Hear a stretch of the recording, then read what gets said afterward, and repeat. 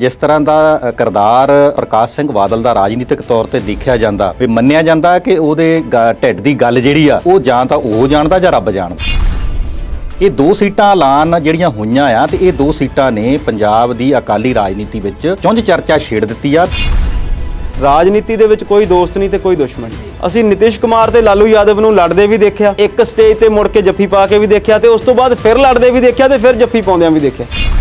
ਪੰਜਾਬ ਦਾ 7.7 ਜਿਹੜਾ ਹਿੱਸਾ ਇਹਦੇ ਵਿੱਚ ਹੈਗਾ ਆ ਇੰਡੀਅਨ ਆਰਮੀ ਦੇ ਵਿੱਚ ਆ ਫੋਰਸਸ ਦੇ ਵਿੱਚ, ਇਹ ਪੰਜਾਬ ਲਈ ਇੱਕ ਮਾਣ ਵਾਲੀ ਗੱਲ ਵੀ ਆ। ਪੰਜਾਬ ਦੇ ਲੋਕਾਂ ਨੂੰ, ਹਰਿਆਣੇ ਦੇ ਲੋਕਾਂ ਜੋ ਉੱਤਰੀ ਭਾਰਤ ਦੇ ਲੋਕਾਂ ਨੂੰ ਬੀਜੇਪੀ ਜਾਂ ਹੋਰ ਕਿਸੇ ਪਾਰਟੀਆਂ ਕੋਲੋਂ ਦੇਸ਼ ਭਗਤੀ ਦੇ ਸਰਟੀਫਿਕੇਟ ਲੈਣ ਦੀ ਲੋੜ ਨਹੀਂ, ਜਿਹੜੇ ਕਿ ਧੱਕੇ ਨਾਲ ਵੰਡੇ ਜਾਂਦੇ ਆ। ਭਾਰਤੀ ਫੌਜ ਦੇ ਤੱਥਾਂ ਤੋਂ ਪਹਿਲਾਂ ਹਿੰਦੁਸਤਾਨ ਦੇ ਵੈਸੇ ਬੇਰੁਜ਼ਗਾਰੀ ਦੇ ਤੱਥਾਂ ਦੀ ਗੱਲ ਕਰਾਂ ਤੇ ਬੀਤੇ ਦਿਨੀ ਕੁਝ ਜਾਣਕਾਰੀਆਂ ਸਾਡੇ ਸਾਹਮਣੇ ਆਈਆਂ ਕਿ ਹਿੰਦੁਸਤਾਨ ਦੇ ਵਿੱਚ 21 ਲੱਖ ਤੋਂ ਜ਼ਿਆਦਾ ਪੋਸਟਾਂ ਸਰਕਾਰੀ ਜਿਹੜੀਆਂ ਉਹ ਖਾਲੀ।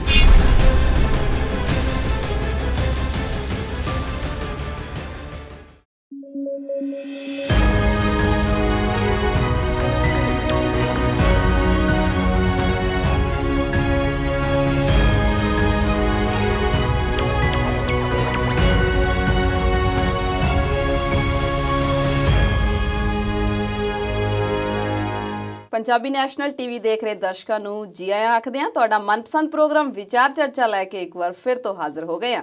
ਅੱਜ ਦੇ ਇਸ ਪ੍ਰੋਗਰਾਮ ਦੇ ਵਿੱਚ ਅਸੀਂ ਚਰਚਾ ਕਰਾਂਗੇ ਪੰਜਾਬ ਦੀ ਸਿਆਸਤ ਬਾਰੇ। ਜਦੋਂ ਦੀ ਅਕਾਲੀ ਦਲ ਨੇ ਦੂਜਾ ਉਮੀਦਵਾਰ ਐਲਾਨਿਆ ਹੈ, ਪੰਜਾਬ ਦੇ ਵਿੱਚ ਅਕਾਲੀ ਦਲ ਦੇ ਵਿੱਚ ਚੰਗਿਆੜੀ ਜਿਹੜੀ ਉਹ ਭਾਂਬੜ ਬਣ ਗਈ ਹੈ। ਜੇ ਪੰਜਾਬ ਦੀ ਕਾਂਗਰਸ ਦੀ ਗੱਲ ਕਰੀਏ ਤਾਂ ਇੱਕ ਦੂਜੇ ਨੂੰ ਦੇਖਣਾ ਵੀ ਗਵਾਰਾ ਨਾ ਮੰਨਣ ਵਾਲੇ कैप्टन ਅਤੇ सिद्धू ਅੱਜ ਇਕੱਠੇ बैठ के लंच ਕਰਨਗੇ। ਉਸ ਤੋਂ ਇਲਾਵਾ ਖੱਟਰ ਨੇ ਨਿੰਦਾ ਮਤਾ ਪਾਸ ਕੀਤਾ ਜਾਂ ਕੀ ਹੈ ਉਹ ਨਿੰਦਾ ਮਤਾ, ਇਹਨਾਂ ਸਾਰੇ ਸਵਾਲਾਂ ਦੇ ਜਵਾਬ ਜਾਣਾਂਗੇ ਵਿਸਥਾਰ 'ਚ। ਇਸ ਤੋਂ ਇਲਾਵਾ ਹੋਰ ਵੀ ਮੁੱਦਿਆਂ ਤੇ ਗੱਲਬਾਤ ਕਰਾਂਗੇ। ਇਸ ਵੇਲੇ ਸਟੂਡੀਓ 'ਚ ਮੇਰੇ ਨਾਲ ਮੌਜੂਦ ਨੇ ਸਾਡੇ ਮਾਹਿਰ ਮਹਿਮਾਨ सरदार गुरनाम सिंह बिलगा जी ते अमृतपाल शर्मा जी। सत श्री अकाल बिलगा साहब, सत श्री अकाल शर्मा जी। सत श्री अकाल सुखीन जी, स्वागत करते हैं जी तुहाडा प्रोग्राम। धन्यवाद जी।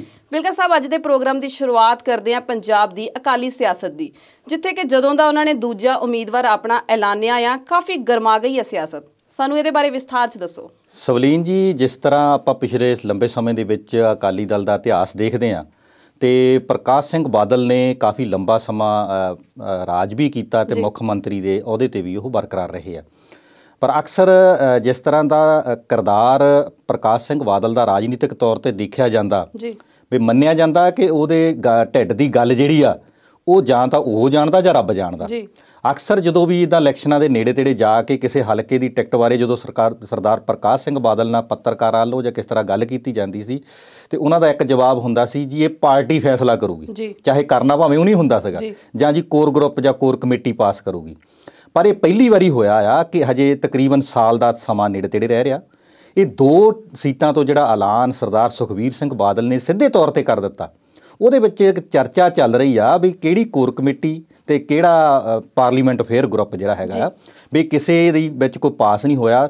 ਪਹਿਲੀ ਟਿਕਟ ਜਿਹੜੀ ਐਲਾਨ ਕੀਤੀ ਜਲਾਲਾਬਾਦ ਤੋਂ ਸਰਦਾਰ ਸੁਖਬੀਰ ਸਿੰਘ ਬਾਦਲ ਨੇ ਆਪਣੇ ਲਈ ਕਰ ਲਈ ਤੇ ਦੂਸਰੀ ਟਿਕਟ ਜਿਹੜੀ ਆ ਉਹ ਖੇਮਕਰਨ ਹਲਕੇ ਤੋਂ ਬਿਰਸਾ ਸਿੰਘ ਬਲਟੋਹਾ ਲਈ ਉਹ ਐਲਾਨ ਕਰ ਦਿੱਤੀ। ਇਹ ਦੋ ਸੀਟਾਂ ਐਲਾਨ ਜਿਹੜੀਆਂ ਹੋਈਆਂ ਆ ਤੇ ਇਹ ਦੋ ਸੀਟਾਂ ਨੇ ਪੰਜਾਬ ਦੀ ਅਕਾਲੀ ਰਾਜਨੀਤੀ ਵਿੱਚ ਇੱਕ ਹੋਰ ਚੁੰਝ ਚਰਚਾ ਛੇੜ ਦਿੱਤੀ ਆ ਤੇ ਇਹ ਜਿਹੜੀ ਚਰਚਾ ਆ ਜਾਂ ਇਹ ਸੀਟਾਂ ਦੀ ਲੜਾਈ ਆ ਇਹ ਅੱਗੇ ਵਧਣੀ ਸ਼ੁਰੂ ਹੋ ਗਈ ਆ।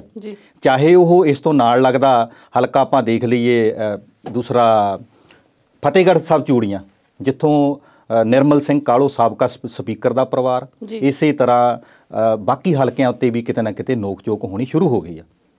ਤੇ ਇਹ ਜਿਹੜੀ ਨੋਕ ਝੋਕ ਆ ਆਉਣ ਵਾਲੇ ਸਮੇਂ ਦੇ ਵਿੱਚ ਇਹ ਬਹੁਤ ਵੱਡਾ ਅਕਾਲੀ ਰਾਜਨੀਤੀ ਦੇ ਵਿੱਚ ਆਉਣ ਵਾਲੇ ਦਿਨਾਂ ਦੇ ਵਿੱਚ ਭੁਚਾਲ ਲਿਆਊਗੀ। ਕਿਉਂਕਿ ਜਦੋਂ ਆਪਾਂ ਦੇਖਦੇ ਹਾਂ ਕਿ ਖੇਮਕਰਨ ਹਲਕੇ ਤੋਂ ਜਿਸ ਤਰ੍ਹਾਂ ਇਹ ਐਲਾਨ ਕੀਤਾ ਗਿਆ ਤੇ ਹੁਣ ਸਾਰੇ ਹਲਕਿਆਂ ਦੇ ਵਿੱਚ ਹਲਚਲ ਪੈਦਾ ਹੋ ਗਈ ਆ ਜੀ। ਪਰ ਬਿਲਗਾ ਸਾਹਿਬ, ਕੈਰੋਂ ਦਾ ਜਿਹੜਾ ਸਿਆਸੀ ਸਲਾਹਕਾਰ ਆ ਗੁਰਮੁਖ ਸਿੰਘ, ਉਹਨੇ ਜਦੋਂ ਐਲਾਨ ਕੀਤਾ ਇਹਨਾਂ ਨੇ ਵਲਟੋਹਾ ਨੂੰ ਕਿ ਉਹ ਉਮੀਦਵਾਰ ਹੋਣਗੇ, ਉਹਨਾਂ ਨੇ ਕਾਨਫਰੰਸ ਕਰਕੇ ਮੀਡੀਆ ਨੂੰ ਉਸੇ ਵੇਲੇ ਕਹਿ ਦਿੱਤਾ ਕਿ ਖੇਮਕਰਨ ਦਾ ਜਿਹੜਾ ਹਲਕਾ ਆ ਉੱਥੋਂ ਜਿਹੜੀ ਚੋਣ ਆ ਉਹ ਕੈਰੋਂ ਪਰਿਵਾਰ ਦਾ ਹੀ ਇੱਕ ਮੈਂਬਰ ਲੜੇਗਾ। ਕੀ ਕਹਿਣਾ ਚਾਹੋਗੇ ਇਸ ਬਾਰੇ? ਸਵਲੀਨ ਜੀ, ਹੁਣ ਗੱਲ ਖੇਮਕਰਨ ਹਲਕੇ ਤੋਂ ਬਾਅਦ ਆ ਗਈ ਕੈਰੋਂ ਪਰਿਵਾਰ ਦੀ। ਕੈਰੋਂ ਪਰਿਵਾਰ ਅਸਲ ਤੌਰ ਤੇ ਪਹਿਲਾਂ ਅਕਾਲੀ ਸਿਆਸਤ ਨਾਲ ਜੁੜਿਆ ਰਿਹਾ। ਜਦੋਂ ਸਰਦਾਰ ਪ੍ਰਤਾਪ ਸਿੰਘ ਕੈਰੋਂ ਪੰਜਾਬ ਦੇ ਮੁੱਖ ਮੰਤਰੀ ਬਣਦੇ ਕਾਂਗਰਸ ਵੱਲੋਂ ਤੇ ਉਹ ਕਾਂਗਰਸ ਵੱਲੋਂ ਮੁੱਖ ਮੰਤਰੀ ਦੇ ਅਹੁਦੇ ਤੋਂ ਜਿਸ ਤੋਂ ਬਾਅਦ ਉਹ ਦੁਨੀਆ ਤੋਂ ਫਾਰਗ ਹੋ ਜਾਂਦੇ ਆ ਤੇ ਸਰਦਾਰ ਸੁਰਿੰਦਰ ਸਿੰਘ ਕੈਰੋਂ ਜੋ ਆਦੇਸ਼ ਪ੍ਰਤਾਪ ਸਿੰਘ ਕੈਰੋਂ ਦੇ ਪਿਤਾ ਜੀ ਸਨ, ਉਹ ਅਕਾਲੀ ਦਲ ਵੱਲੋਂ ਬਤੌਰ MLA ਵੀ ਉਹ ਸਿਆਸੀ ਲੜਾਈ ਲੜਦੇ ਆ। ਤੇ ਮਾਤਾ ਰਾਮ ਕੌਰ ਜਿਹੜੇ ਆ ਉਹ ਵੀ ਅਕਾਲੀ ਟਿਕਟ ਤੇ MP ਦੀ ਸਿਆਸੀ ਲੜਾਈ ਲੜਦੇ ਆ। ਇਹ ਜਿਹੜਾ ਪਰਿਵਾਰ ਆ ਦੇਸ਼ ਪ੍ਰਤਾਪ ਕੈਰੋਂ ਜੀ ਦਾ, ਇਹ ਪਰਿਵਾਰ ਦੇ ਨਾਲ ਬਾਦਲ ਪਰਿਵਾਰ ਦੇ ਨਾਲ ਸ਼੍ਰੀਮਤੀ ਪ੍ਰਨੀਤ ਕੌਰ ਜਿਹੜੀ ਆ ਬਾਦਲ ਸਾਹਿਬ ਦੀ ਜਿਹੜੀ ਧੀ ਆ ਤੇ ਸੁਖਬੀਰ ਸਿੰਘ ਬਾਦਲ ਦੀ ਜਿਹੜੀ ਭੈਣ ਆ, ਉਹ ਇਸ ਪਰਿਵਾਰ ਦੇ ਵਿੱਚ ਵਿਆਹੀ ਹੋਈ ਆ। ਲੰਬੇ ਸਮੇਂ ਤੋਂ ਇੱਕ ਪਿਛਲੇ ਤੋਂ ਇਹ ਚੱਲ ਰਿਹਾ ਸੀ ਕਿ ਜਿਸ ਤਰ੍ਹਾਂ ਰਣਜੀਤ ਸਿੰਘ ਬ੍ਰਹਮਪੁਰ ਵਾਲਾ ਗਰੁੱਪ ਵੱਖਰਾ ਹੁੰਦਾ ਆ ਤੇ ਮਾਝੇ ਦੇ ਵਿੱਚ ਅਕਾਲੀ ਰਾਜਨੀਤੀ ਦੇ ਵਿੱਚ ਇੱਕ ਖਲੋ ਆ ਜਾਂਦਾ ਆ। ਤੇ ਉਦੋਂ ਵੀ ਅੰਦਰ ਖਾਤੇ ਇੱਕ ਗੱਲ ਲੱਗ ਰਹੀ ਸੀ ਵੀ ਜਿਹੜਾ ਆਦੇਸ਼ ਪ੍ਰਤਾਪ ਸਿੰਘ ਕੈਰੋਂ ਆ ਉਹ ਕਿਤੇ ਨਾ ਕਿਤੇ ਜਿਹੜਾ ਰਣਜੀਤ ਸਿੰਘ ਬ੍ਰਹਮਪੁਰਾ ਗਰੁੱਪ ਦੇ ਨਾਲ ਆਪਣੀਆਂ ਸਾਂਝਾਂ ਰੱਖ ਰਿਹਾ ਆ। ਤੇ ਜਿੱਦਾਂ ਕਿ ਦੱਸਿਆ ਕਿ ਕਾਂਗਰਸ ਦੇ ਨਾਲ ਤਾਂ ਸ਼ੁਰੂਆਤੀ ਪ੍ਰਤਾਪ ਸਿੰਘ ਕੈਰੋਂ ਪਰਿਵਾਰ ਤੋਂ ਵੇਲੇ ਦੀਆਂ ਸਾਂਝਾਂ ਸੀਗੀਆਂ। ਹੁਣ ਇਹ ਖੇਮਕਰਨ ਹਲਕੇ ਤੋਂ ਆਦੇਸ਼ ਪ੍ਰਤਾਪ ਕੈਰੋਂ ਦਾ ਪਰਿਵਾਰ ਇਲੈਕਸ਼ਨ ਲੜਦਾ ਆ ਜਾਂ ਪੱਟੀ ਹਲਕੇ ਤੋਂ ਲੜਦਾ ਹੈ। ਪਰ ਇਹ ਹਜੇ ਹੁਣ ਦੇਖਣਾ ਪਊਗਾ ਕਿ ਉਹ ਅਕਾਲੀ ਸਿਆਸਤ ਨੇ ਤਾਂ ਬਿਰਸਾ ਸਿੰਘ ਮਲਟੋਹਾ ਨੂੰ ਸੀਟ ਦਾ ਐਲਾਨ ਕਰਤਾ ਸੁਖਬੀਰ ਸਿੰਘ ਬਾਦਲ ਨੇ। ਉਹਦੇ ਵਿੱਚ ਸੁਖਬੀਰ ਸਿੰਘ ਬਾਦਲ ਨੇ ਕੋਈ ਇੱਦਾਂ ਦੀ ਗੱਲ ਪਾਰਟੀ ਵਿੱਚ ਰੱਖਣ ਦੀ ਕੋਸ਼ਿਸ਼ ਕੀਤੀ ਆ ਵੀ ਪਾਰਟੀ ਦੇ ਇਸ ਵੇਲੇ ਪਰਿਵਾਰਕ ਜਿਹੜਾ ਵਰਤਾਰਾ ਆ ਜਾਂ ਪਰਿਵਾਰਕ ਰੋਹਬ ਆ ਉਹ ਨਹੀਂ ਝੱਲਿਆ ਜਾਊਗਾ, ਪਾਰਟੀ ਆਪਣੇ ਫੈਸਲੇ ਜਿਹੜੇ ਆ ਪਾਰਟੀ ਹਿੱਤ 'ਚ ਲਊਗੀ। ਹੁਣ ਦੇਖਿਆ ਜਾਊਗਾ ਕਿ ਜਿਸ ਤਰ੍ਹਾਂ ਉਹਦੇ ਨਜ਼ਦੀਕੀ ਸਾਥੀ ਨੇ ਕਹਿ ਦਿੱਤਾ ਕਿ ਕੈਰੋਂ ਪਰਿਵਾਰ ਦਾ ਇੱਕ ਮੈਂਬਰ ਜਿਹੜਾ ਆ ਉਹ ਉੱਥੋਂ ਇਲੈਕਸ਼ਨ ਖੇਮਕਰਨ ਤੋਂ ਲੜੂਗਾ। ਹੁਣ ਇਹ ਤਾਂ ਸਪਸ਼ਟ ਗੱਲ ਆ ਵੀ ਜੇ ਹੁਣ ਉੱਥੋਂ ਬਿਰਸਾ ਸਿੰਘ ਬਲਟੋਹਾ ਦੇ ਖਿਲਾਫ ਬੀਬੀ ਪ੍ਰਨੀਤ ਕੌਰ ਬਾਦਲ ਸਾਹਿਬ ਦੀ ਧੀ ਇਲੈਕਸ਼ਨ ਲੜਦੀ ਆ ਜਾਂ ਆਦੇਸ਼ ਪ੍ਰਤਾਪ ਸਿੰਘ ਕੈਰੋਂ ਆਪ ਇਲੈਕਸ਼ਨ ਲੜਦੇ ਆ, ਤੇ ਹੁਣ ਉਹ ਦੁਬਾਰਾ ਕਿਹੜੀ ਪਾਰਟੀ ਵੱਲੋਂ ਲੜਦੇ ਆ, ਆਜ਼ਾਦ ਲੜਦੇ ਆ ਜਾਂ ਆਉਣ ਵਾਲੇ ਸਮੇਂ ਦੇ ਵਿੱਚ ਕਿਹੜਾ ਪੰਜਾਬ ਦੇ ਵਿੱਚ ਕੋਈ ਇਦਾਂ ਦਾ ਫਰੰਟ ਬਣਦਾ ਆ ਜਿੱਥੋਂ ਆਦੇਸ਼ ਪ੍ਰਤਾਪ ਸਿੰਘ ਕੈਰੋਂ ਇਸ ਵੇਲੇ ਬਿਰਸਾ ਸਿੰਘ ਬਲਟੋਹਾ ਨੂੰ ਉਹ ਆਪਣੀ ਟੱਕਰ ਦਊਗਾ। ਜੀ ਸ਼ਰਮਾ ਜੀ, ਅੱਜ ਤੱਕ ਅਸੀਂ ਜਵਾਈਆਂ ਨੂੰ ਐਂ ਕਰਦੇ ਤਾਂ ਦੇਖੇ ਸੀ, ਪਰ ਬਾਦਲਾਂ ਨੇ ਆਪਣੇ ਜਵਾਈ ਨੂੰ ਐਂ ਕਰਤਾ, ਕੀ ਕਹਿਣਾ ਚਾਹੋਗੇ? ਦੇਖੋ, ਇਹ ਪੰਜਾਬ ਦੀ ਬੜੀ ਮਸ਼ਹੂਰ ਕਹਾਵਤ ਹੈ ਕਿ ਜਵਾਈ ਪਹਿਲਾਂ ਜਵਾਈ ਹੁੰਦਾ, ਜਦੋਂ ਬੱਚੇ ਅੱਗੇ ਹੋ ਜਾਂਦੇ ਆ ਫਿਰ ਉਹ ਫੁੱਫੜ ਬਣ ਜਾਂਦਾ ਤੇ ਫਿਰ ਉਹ ਲਗਭਗ ਐਕਸਪਾਇਰ ਹੋਇਆ ਜਵਾਈ ਹੁੰਦਾ, ਉਹਦੀ ਉਹ ਟੌਰ ਨਹੀਂ ਰਹਿੰਦੀ। ਖੈਰ ਇਹ ਇੱਕ ਚੁਟਕਲੇ ਦੀ ਗੱਲ ਆ, ਪਰ ਜੋ ਪੰਜਾਬ ਦੇ ਹਾਲਾਤ ਨੇ ਇੱਥੇ ਬਹੁਤ ਵਾਰ ਅਸੀਂ ਅਕਸਰ ਦੇਖਦੇ ਹਾਂ ਕਿ ਭਰਾ ਵੀ ਵੱਖ ਲੜਦੇ ਨੇ, ਭੈਣ ਤੇ ਭਰਾ ਵੀ ਲੜਦੇ ਰਹੇ ਨੇ, ਤੇ ਜੇ ਜਵਾਈ ਦੂਜੇ ਪਾਸੇ ਲੜ ਜਾਏਗਾ ਤਾਂ ਕੋਈ ਵੱਡੀ ਗੱਲ ਨਹੀਂ ਹੋਊਗੀ। ਜਦੋਂ ਅਸੀਂ ਇਸ ਗੱਲ ਦੀ ਤਹਿ ਤੱਕ ਸ਼ੁਰੂ ਕਰਦੇ ਹਾਂ ਜਾਂ ਇਸ ਗੱਲ ਨੂੰ ਜਾਂ ਪੰਜਾਬ ਦੀਆਂ ਇਲੈਕਸ਼ਨਸ ਦੀ ਅਸੀਂ ਗੱਲ ਕਰੀਏ ਤੇ ਜਿੱਦਾਂ ਬਿਲਗਾ ਜੀ ਨੇ ਦੱਸਿਆ ਕਿ ਹਾਲੇ 1 ਸਾਲ ਦਾ ਸਮਾਂ ਜਿਹੜਾ ਪਿਆ ਆ, ਮਹੀਨਾ ਘਟਾ ਲਓ ਤੇ ਕੋਈ ਗੱਲ ਨਹੀਂ, 10-11 ਮਹੀਨੇ ਜਾਣੀ ਕਿ ਹਾਲੇ ਸਰਸਰੀ ਤੌਰ ਤੇ ਅਗਲੇ ਸਾਲ 'ਚ ਇਲੈਕਸ਼ਨ ਜਿਹੜੀਆਂ ਆ ਹੋਣੀਆਂ ਆ। ਪਰ ਪੰਜਾਬ ਦੀਆਂ ਲਗਭਗ ਸਾਰੀਆਂ ਹੀ ਪਾਰਟੀਆਂ ਜਿਹੜੀਆਂ ਆ ਉਹ ਇਸ ਲਈ ਤਿਆਰ ਨਜ਼ਰ ਆਉਂਦੀਆਂ। ਚਾਹੇ ਪੰਜਾਬ ਦਾ ਵਿਧਾਨ ਸਭਾ ਦਾ ਸੈਸ਼ਨ ਦੇਖੀਏ, ਜਿਹੜਾ ਬਜਟ ਸੈਸ਼ਨ ਹੋਇਆ ਉਹਦੇ ਵਿੱਚ ਵੀ ਕਾਂਗਰਸ ਦਾ ਜਿਹੜਾ ਆਖਰੀ ਬਜਟ ਪੇਸ਼ ਕੀਤਾ ਮਨਪ੍ਰੀਤ ਬਾਦਲ ਨੇ, ਉਹ ਵੀ ਕੁਝ ਇਹੋ ਜਿਹਾ ਹੀ ਸੀਗਾ ਜਿਹਦੇ 'ਚ ਪਹਿਲਾਂ ਕਿਹਾ ਗਿਆ ਕਿ ਕੋਈ ਟੈਕਸ ਨਹੀਂ ਲਾਉਣੇ ਤੇ ਲੋਕਾਂ ਨੂੰ ਸਹੂਲਤਾਂ ਦੇਣੀਆਂ, ਮੋਬਾਈਲ ਫੋਨ ਵੰਡਣੇ ਆ, ਪੈਨਸ਼ਨ ਵਧਾ ਕੇ 21 ਤੋਂ 51 ਕਰ ਦਿੱਤੀ ਗਈ, ਵਿਧਾਪਾ ਪੈਨਸ਼ਨ 750 ਤੋਂ 1500 ਕਰ ਦਿੱਤੀ ਗਈ, ਵਾਅਦੇ ਪੂਰੇ ਕਰਨ ਦੀ ਗੱਲ ਕੀਤੀ ਗਈ, ਹੋਰ ਬਹੁਤ ਸਾਰੀਆਂ ਗੱਲਾਂ ਕੀਤੀਆਂ ਗਈਆਂ ਜਿਸ ਤੋਂ ਲੱਗਦਾ ਸੀਗਾ ਕਿ ਕਾਂਗਰਸ ਹੁਣ ਇਸ ਇਲੈਕਸ਼ਨ ਲਈ ਤਿਆਰ ਆ। ਤੇ ਜਦੋਂ ਇਸ ਇਲੈਕਸ਼ਨ ਨੂੰ ਅਸੀਂ ਦੂਜੇ ਪਾਸੇ ਦੇਖਦੇ ਹਾਂ, ਕਿਸਾਨ ਅੰਦੋਲਨ ਦੇ ਨਜ਼ਰੀਏ ਤੋਂ ਦੇਖਦੇ ਹਾਂ, ਤੇ BJP ਜਿਹੜੀ ਆ ਇਸ ਇਲੈਕਸ਼ਨ ਤੋਂ ਬਾਹਰ ਨਜ਼ਰ ਆਉਂਦੀ ਆ। ਅਕਾਲੀ ਦਲ ਤੇ ਵੀ ਜਿਹੜੇ ਪਿਛਲੇ 10 ਸਾਲ ਰਾਜ ਕੀਤਾ ਸੀ ਉਹ ਵਾਲੇ ਦੋਸ਼ ਵੀ ਨਜ਼ਰ ਆਉਂਦੇ ਆ, ਤੇ ਕੁਝ ਹੋਰ ਜਿਹੜੀਆਂ ਘਟਨਾਵਾਂ ਆ ਇਸ ਕਿਸਾਨ ਅੰਦੋਲਨ ਦੇ ਪਿਛਵਾੜੇ ਪਾਸੇ 'ਚ ਜਦੋਂ ਅਸੀਂ ਦੇਖਦੇ ਹਾਂ ਬੀਬੀ ਹਰਸਿਮਰਤ ਕੌਰ ਬਾਦਲ ਜੀ ਦਾ ਉਸੇ ਕਮੇਟੀ ਵਿੱਚ ਹੋਣਾ ਤੇ ਉਸੇ ਮਿਨਿਸਟਰੀ ਵਿੱਚ ਹੋਣਾ ਫੂਡ ਵਾਲੀ, ਤੇ ਉਹ ਸਾਰੀਆਂ ਚੀਜ਼ਾਂ ਜਿਹੜੀਆਂ ਉਹਨਾਂ ਦੇ ਵੀ ਨਜ਼ਰ ਆਉਂਦੀਆਂ ਤੇ ਉਹਨਾਂ ਨੂੰ ਕਿਤੇ ਨਾ ਕਿਤੇ ਸੈਟਬੈਕ ਨਜ਼ਰ ਆਉਂਦਾ। ਆਪ ਪਿਛਲੀ ਵਾਰ ਜਿੰਨੀ ਸਟਰੋਂਗ ਸੀ ਇਸ ਵਾਰ ਉਹ ਓਨੇ ਜ਼ਿਆਦਾ ਹਵਾ ਦੇ ਵਿੱਚ ਨਜ਼ਰ ਨਹੀਂ ਆਉਂਦੇ। ਕੁਝ ਹੋਰ ਸਿਆਸੀ ਧਿਰਾਂ ਹੈਗੀਆਂ ਜਿਨ੍ਹਾਂ ਦੀ ਅਸੀਂ ਅਕਸਰ ਗਾਹੇ ਬਗਾਹੇ ਗੱਲ ਕਰਦੇ ਨੇ, ਚਾਹੇ ਉਹ ਲੁਧਿਆਣੇ ਤੋਂ ਨੇ, ਚਾਹੇ ਉਹ ਖਹਿਰਾ ਸਾਹਿਬ ਨੇ, ਧਰਮਵੀਰ ਗਾਂਧੀ ਜੀ ਸੀਗੇ, ਤੇ ਕਾਂਗਰਸ ਦੇ ਕੁਝ ਨਾਰਾਜ਼ ਗਰੁੱਪ ਨੇ, ਤੇ ਜਿੱਦਾਂ ਟਕਸਾਲੀ ਗਰੁੱਪਾਂ ਦੀ ਗੱਲ ਕੀਤੀ ਇਹਨਾਂ ਨੇ, ਬ੍ਰਹਮਪੁਰਾ ਸਾਹਿਬ ਜੀ ਤੇ ਹੋਰ ਵੀ ਨੇ, ਇੱਕਾ ਦੁੱਕਾ ਗਰੁੱਪ ਵੀ ਜਿਹੜੇ ਉਹ ਬਣੇ ਹੋਏ ਨੇ। ਇਸ ਦੇ ਨਾਲ ਇੱਕ ਹੋਰ ਬਹੁਤ ਅਹਿਮ ਧਿਰ ਆ ਪੰਜਾਬ ਦੀ ਜਿਹੜੀ ਬਹੁਜਨ ਸਮਾਜ ਪਾਰਟੀ, ਉਹ ਵੀ ਗਾਹੇ ਬਗਾਹੇ ਆਪਣੇ ਐਲਾਨ ਜਾਂ ਕਿਤੇ ਨਾ ਕਿਤੇ ਕੁਛ ਨਾ ਕੁਛ ਆਪਣਾ ਦੱਸਦੇ ਰਹਿੰਦੇ ਨੇ। ਅਕਾਲੀ ਦਲ ਨੇ ਇਸ ਜਿਹੜੀ ਲੜਾਈ ਆ ਉਹਨੂੰ ਸ਼ੁਰੂਆਤ ਕਰ ਦਿੱਤੀ ਆ ਜਲਾਲਾਬਾਦ ਤੋਂ, ਜਿਹੜੀ ਉਹਨਾਂ ਨੇ ਪੰਜਾਬ ਮੰਗਦਾ ਹੈ ਜਵਾਬ ਨਾਮ ਦੇ ਨਾਲ ਸ਼ੁਰੂ ਕੀਤਾ ਸੀ ਇੱਕ ਪ੍ਰੋਗਰਾਮ। ਉਹਦੇ 'ਚ ਉਹਨਾਂ ਨੇ ਜਦੋਂ ਦੂਜੀ ਸੀਟ ਦਾ ਐਲਾਨ ਕੀਤਾ, ਇਹਨਾਂ ਦੇ ਐਲਾਨ ਤੋਂ ਕੁਝ ਦਿਨ ਪਹਿਲਾਂ ਹੀ ਆਦੇਸ਼ ਪ੍ਰਤਾਪ ਕੈਰੋਂ ਜੀ ਕਹਿ ਚੁੱਕੇ ਸੀਗੇ ਕਿ ਮੈਂ ਖੇਮਕਰਨ ਜਿਹੜਾ ਆ ਉੱਥੇ ਆਪਣੀ ਜਿਹੜੀ ਇੱਕ ਸੀਟ ਆ ਮੇਰੀ ਫੈਮਿਲੀ ਤੋਂ ਕੋਈ ਬੰਦਾ ਲੜੂਗਾ। ਉਹ ਬਿਲਗਾ ਸਾਹਿਬ ਨੇ ਬਿਲਕੁਲ ਸਹੀ ਦੱਸਿਆ ਕਿ ਇਹ ਕਿਵੇਂ ਲੜਨਗੇ, ਕੌਣ ਉਹਨਾਂ ਨੂੰ ਪਿੱਛੇ ਪਾਵਰ ਦੇ ਰਿਹਾ, ਜਾਂ ਉਹ ਆਪ ਲੜ ਰਹੇ ਨੇ ਜਾਂ ਇਹ ਪਰਿਵਾਰ ਦੀ ਨੂਰਾ ਕੁਸ਼ਤੀ ਆ। ਕਿਉਂਕਿ ਅਕਸਰ ਇਹ ਕਿਹਾ ਜਾਂਦਾ ਕਿ ਸੁਖਬੀਰ ਦੀ ਤੇ ਕੈਰੋਂ ਸਾਹਿਬ ਦੀ ਕਾਫੀ ਦੇਰ ਤੋਂ ਜਿਹੜੀ ਆਪਸ ਦੇ ਵਿੱਚ ਸੁਲ੍ਹਾ ਆ ਉਹ ਬਹੁਤੀ ਨਹੀਂ ਹੈਗੀ, ਤੇ ਵੱਡੇ ਬਾਦਲ ਸਾਹਿਬ ਦੇ ਕਾਰਨ ਹੀ ਉਹ ਸਾਰਾ ਕੁਝ ਠੀਕ ਚੱਲ ਰਿਹਾ। ਤੇ ਸਾਰੇ ਪੰਜਾਬ ਦੇ ਜਿਹੜੇ ਲੋਕ ਨੇ ਜਿਹੜੇ ਸਿਆਸੀ ਰੁਚੀ ਰੱਖਦੇ ਆ ਉਹਨਾਂ ਨੂੰ ਪਤਾ ਆ ਕਿ ਇਹਦੇ ਪਿੱਛੇ ਕਿਤੇ ਨਾ ਕਿਤੇ ਮਜੀਠੀਆ ਫੈਮਿਲੀ ਵੀ ਜ਼ਿੰਮੇਵਾਰ ਹੈ। ਸਵਲੀਨ ਜੀ, ਜਦੋਂ ਅਸੀਂ ਪਿੱਛੇ ਚਲੇ ਜਾਈਏ, ਜਦੋਂ ਬਾਦਲ ਸਾਹਿਬ ਰਾਜਨੀਤੀ ਦੇ ਵਿੱਚ ਉਗਰਸਰ ਹੋਏ ਆ, ਅੱਗੇ ਆਏ ਆ, ਅਗਾਂਹ ਵਧੇ ਆ, ਮੁੱਖ ਮੰਤਰੀ ਬਣੇ ਆ, ਫਿਰ 1 ਵਾਰ ਬਣੇ, 2 ਵਾਰ ਬਣੇ, 3 ਵਾਰ ਬਣੇ। ਜਦੋਂ ਉਹਨਾਂ ਨੇ ਆਪਣੀਆਂ ਬੱਚਿਆਂ ਦੇ ਵਿਆਹ ਲਈ ਫੈਮਲੀਆਂ ਚੁਣੀਆਂ ਤੇ ਉਦੋਂ ਕਿਹਾ ਜਾਂਦਾ ਸੀਗਾ ਕਿ ਬਾਦਲ ਸਾਹਿਬ ਨੇ ਲਗਭਗ ਜਿਹੜਾ ਸਾਰਾ ਹੀ ਪੰਜਾਬ ਆ ਉਹਨੂੰ ਆਪਣੇ ਕਵਰ 'ਚ ਲੈ ਲਿਆ, ਆਪਣੀ ਬੁੱਕਲ 'ਚ ਲੈ ਲਿਆ, ਕਿਉਂਕਿ ਕੈਰੋਂ ਫੈਮਿਲੀ ਵੀ ਬਹੁਤ ਵੱਡਾ ਪਰਿਵਾਰ ਸੀ, ਵੱਡਾ ਨਾਮ ਸੀ ਪੰਜਾਬ ਦਾ, ਤੇ ਮਜੀਠੀਆ ਪਰਿਵਾਰ ਵੀ ਵੱਡਾ ਸੀ, ਤੇ ਆਪ ਉਹ ਮਾਲਵੇ 'ਚ ਵੱਡੇ ਸੀ, ਤੇ ਮਾਝਾ ਤੇ ਮਾਲਵਾ ਦੋਨਾਂ ਚੀਜ਼ਾਂ ਨੂੰ ਉਹਨਾਂ ਨੇ ਇਸ ਚੀਜ਼ ਨੂੰ ਕਵਰ ਕਰ ਲਿਆ ਸੀ। ਤੇ ਚਾਹੇ ਆਪਣੇ ਸੁਖਬੀਰ ਦੇ ਵਿਆਹ ਦੀ ਗੱਲ ਕਰੀਏ ਮਜੀਠੀਆ ਫੈਮਿਲੀ 'ਚ, ਤੇ ਚਾਹੇ ਆਪਣੀ ਬੇਟੀ ਦੇ ਵਿਆਹ ਦੀ ਗੱਲ ਕਰੀਏ, ਤੇ ਆਦੇਸ਼ ਪ੍ਰਤਾਪ ਕੈਰੋਂ ਦੀ ਜੇ ਗੱਲ ਕਰੀਏ ਤੇ ਪੰਜਾਬ ਦੀ ਮਿਨਿਸਟਰੀ 'ਚ ਬਹੁਤ ਲੰਬਾ ਸਮਾਂ ਉਹ ਮਿਨਿਸਟਰ ਰਹੇ ਜੀ, ਤੇ ਜੋ ਉਹਨਾਂ ਦੇ ਮਨ 'ਚ ਆਇਆ ਉਹਨਾਂ ਨੇ ਕੀਤਾ। ਇੱਕ ਤਰ੍ਹਾਂ ਦੇ ਨਾਲ ਉਹ ਪਾਵਰ ਦਾ ਇੱਕ ਧੁਰਾ ਸੀ, ਜਿੱਦਾਂ ਤੁਸੀਂ ਦੱਸਿਆ ਕਿ ਉਹ ਜਵਾਈ ਬਣ ਕੇ, ਜਵਾਈ ਜਿਹੜਾ ਸੀਗਾ ਉਹਨਾਂ ਨੇ ਸਰਕਾਰ ਦਾ ਜਵਾਈ ਬਣ ਕੇ ਪੂਰੀਆਂ ਸਾਰੀਆਂ ਸਹੂਲਤਾਂ ਦਾ ਲਾਭ ਲਿਆ। ਜੋ ਕੁਛ ਉਹਨਾਂ ਨੇ ਕੀਤਾ, ਜਿਵੇਂ ਜਿਵੇਂ ਵੀ ਉਹਨਾਂ ਨੇ ਪਾਵਰ ਨੂੰ ਵਰਤਿਆ, ਉਹ ਸਾਰੀਆਂ ਚੀਜ਼ਾਂ ਸਾਡੇ ਸਾਹਮਣੇ ਨੇ। ਹੁਣ ਉਹਨਾਂ ਦਾ ਇਸ ਚੀਜ਼ ਤੋਂ ਜਿਹੜਾ ਪਾਰਟੀ ਦੇ ਅੰਦਰ ਹੀ ਰਹਿ ਕੇ ਇਸ ਚੀਜ਼ ਨੂੰ ਜੋ ਬੋਲਣਾ ਉਹਨਾਂ ਦਾ ਤੇ ਜੋ ਕਰਨਾ, ਉਹਦੇ ਵਿੱਚ ਉਹੀ ਮਜੀਠੀਆ ਸਾਹਿਬ ਵਾਲੀ ਜਿਹੜੀ ਮਜੀਠੀਆ ਫੈਮਿਲੀ ਵਾਲੀ ਗੱਲ ਆ, ਉਹ ਵੀ ਕਿਤੇ ਨਾ ਕਿਤੇ ਨਜ਼ਰ ਆਉਂਦੀ ਜੀ। ਸ਼੍ਰੋਮਣੀ ਅਕਾਲੀ ਦਲ ਨੇ ਦੂਜਾ ਉਮੀਦਵਾਰ ਐਲਾਨ ਕੇ ਜਿਹੜੀ ਕਸ਼ ਚੋਂ ਹੁਣ ਮੁੰਗਲੀ ਕੱਢੀ ਹੈ, ਇਹਦਾ ਕੀ ਰਿਜ਼ਲਟ ਆਊਗਾ ਇਹ ਤਾਂ ਆਉਣ ਵਾਲਾ ਸਮਾਂ ਹੀ ਦੱਸੂਗਾ। ਸ਼ਰਮਾ ਜੀ, ਉਮੀਦਵਾਰ ਐਲਾਨੇ ਜਾਣ ਤੋਂ ਬਾਅਦ ਵਿਰਸਾ ਸਿੰਘ ਵਲਟੋਹਾ ਦਾ ਆਖਣਾ ਹੈ ਕਿ ਅਕਾਲੀ ਦਲ ਕਿਸੇ ਨੂੰ ਦਾਜ 'ਚ ਨਹੀਂ ਮਿਲਿਆ। ਬਿਲਕੁਲ ਜੀ, ਕੀ ਕਹਿਣਾ ਚਾਹੋਗੇ? ਉਹ ਜਿਹੜੀ ਤੁਸੀਂ ਗੱਲ ਕਹੀ ਹੈ ਕਿ ਜੀਜਾ ਜੀ ਨੂੰ ਇੰਨੀ ਸਖਤ ਸ਼ਬਦਾਂ ਨਾਲ ਕਿਉਂ ਕਿਹਾ ਜੀ, ਉਹ ਜਿਹੋ ਜੀ ਗੱਲ ਪ੍ਰਧਾਨ ਨੇ ਕਹੀ ਆ, ਪਾਰਟੀ ਦੇ ਪ੍ਰਧਾਨ ਨੇ ਸੁਖਬੀਰ ਸਿੰਘ ਬਾਦਲ ਨੇ, ਉਹੋ ਜਿਹੀ ਹੀ ਗੱਲ ਜਿਨ੍ਹਾਂ ਨੂੰ ਟਿਕਟ ਮਿਲ ਗਈ ਆ ਵਿਰਸਾ ਸਿੰਘ ਵਲਟੋਹਾ, ਉਹਨਾਂ ਨੇ ਕਹਿਤਾ ਕਿ ਜਿਹੜੀ ਅਕਾਲੀ ਦਲ ਆ ਜਾਂ ਅਕਾਲੀ ਦਲ ਦੀਆਂ ਜਿਹੜੀਆਂ ਸੀਟਾਂ ਆ ਉਹ ਦਾਜ 'ਚ ਨਹੀਂ ਮਿਲੀਆਂ ਕਿਸੇ ਨੂੰ। ਪਰ ਉਹ ਫਿਰ ਉਹੀ ਗੱਲ ਆ ਕਿ ਬਹੁਤ ਪਹਿਲਾਂ ਦਾਜ 'ਚ ਮਿਲਦੀਆਂ ਰਹੀਆਂ ਸੀ ਤੇ ਬਹੁਤ ਲੰਬਾ ਸਮਾਂ ਉਹਨਾਂ ਨੇ ਉਹ ਜਿਹੜਾ ਦਾਜ ਦਾ ਖੇਸ ਆ ਉਹ ਮਿਨਿਸਟਰੀ ਦਾ ਉਹੜੀ ਰੱਖਿਆ। ਬਿਲਗਾ ਸਿੰਘ ਨੇ ਦੱਸਿਆ, ਬਿਲਗਾ ਜੀ ਨੇ ਸੌਰੀ, ਕਿ ਇਹ ਜਿਹੜੀਆਂ ਚੀਜ਼ਾਂ ਜਦੋਂ ਉਹ ਮਿਨਿਸਟਰ ਸੀ ਉਹ ਕਿਸੇ ਦੀ ਨਹੀਂ ਸੁਣਦੇ ਸੀ। ਜਿੱਦਾਂ ਕਿਹਾ ਜਾਂਦਾ ਕਿ ਜਦੋਂ ਉਹਨਾਂ ਦੇ ਕੋਲ ਫੂਡ ਐਂਡ ਸਪਲਾਈ ਸੀਗਾ ਤੇ ਜਦੋਂ ਨੀਲੇ ਕਾਰਡ ਬਣੇ ਸੀ ਤੇ ਉਹਦੇ ਤੇ ਉਹਨਾਂ ਦੀ ਫੋਟੋ ਨਹੀਂ ਲਾਈ ਗਈ ਸੀ। ਬਾਅਦ ਵਿੱਚ ਉਹਨਾਂ ਨੇ ਇਹਦੇ ਲਈ ਬਹੁਤ ਸਖਤ ਪ੍ਰੋਟੈਸਟ ਕੀਤਾ ਆਪਣੇ ਸਹੁਰਾ ਸਾਹਿਬ ਕੋਲ, ਤੇ ਫਿਰ ਉਹਨਾਂ ਦੀ ਗੱਲ ਜਿਹੜੀ ਮੰਨੀ ਗਈ ਤੇ ਉਹਨਾਂ ਦੇ ਉੱਤੇ ਬਹੁਤ ਸਾਰੇ ਇਲਜ਼ਾਮ ਲੱਗਦੇ ਰਹੇ ਆ ਕਰਪਸ਼ਨ ਦੇ ਉੱਤੇ, ਪਰ ਪਾਰਟੀ ਦੇ ਵਿੱਚ ਉਹਦੀ ਕਿਸੇ ਦੀ ਕੋਈ ਸੁਣਵਾਈ ਨਹੀਂ ਹੋਈ। ਤੇ ਉਹਨਾਂ ਦੇ ਬਾਰੇ ਇਹ ਵੀ ਕਿਹਾ ਜਾਂਦਾ ਕਿ ਉਹ ਬਹੁਤ ਪੜ੍ਹੇ ਲਿਖੇ ਨੇ ਤੇ ਰਾਜਿਆਂ ਵਾਂਗ ਬਿਹੇਵ ਕਰਦੇ ਨੇ। ਉਹਨਾਂ ਦੇ ਜਦੋਂ ਹਲਕੇ 'ਚ ਜਾ ਕੇ ਦੇਖਦੇ ਆ ਤੇ ਬਹੁਤ ਸਾਰੇ ਉਹਨਾਂ ਦੇ ਜਿਹੜੇ ਕੰਮ ਆ ਉਹ ਬੀਬੀ ਜਿਹੜੀ ਹੈਗੀ ਉਹਨਾਂ ਦੀ ਵਾਈਫ ਆ ਉਹੀ ਦੇਖਦੀ ਆ, ਆਪ ਤੇ ਉਹ ਕਿਸੇ ਨੂੰ ਮਿਲਦੇ ਨਹੀਂ ਤੇ ਨਾ ਹੀ ਉਹ ਪਬਲਿਕ ਲਾਈਫ ਦੇ ਵਿੱਚ ਬਹੁਤਾ ਆਉਂਦੇ ਆ। ਤੇ ਇਹ ਵੀ ਗੱਲ ਰਹੀ ਆ ਕਿ ਜਦੋਂ ਉਹ ਹਾਰ ਜਾਂਦੇ ਨੇ ਉਦੋਂ ਫਿਰ ਉਹ ਬਹੁਤਾ ਸਮਾਂ ਜਿਹੜਾ ਆ ਆਪਣੇ ਅਮਰੀਕਾ ਵਾਲੇ ਘਰ 'ਚ ਬਿਤਾਉਂਦੇ ਨੇ।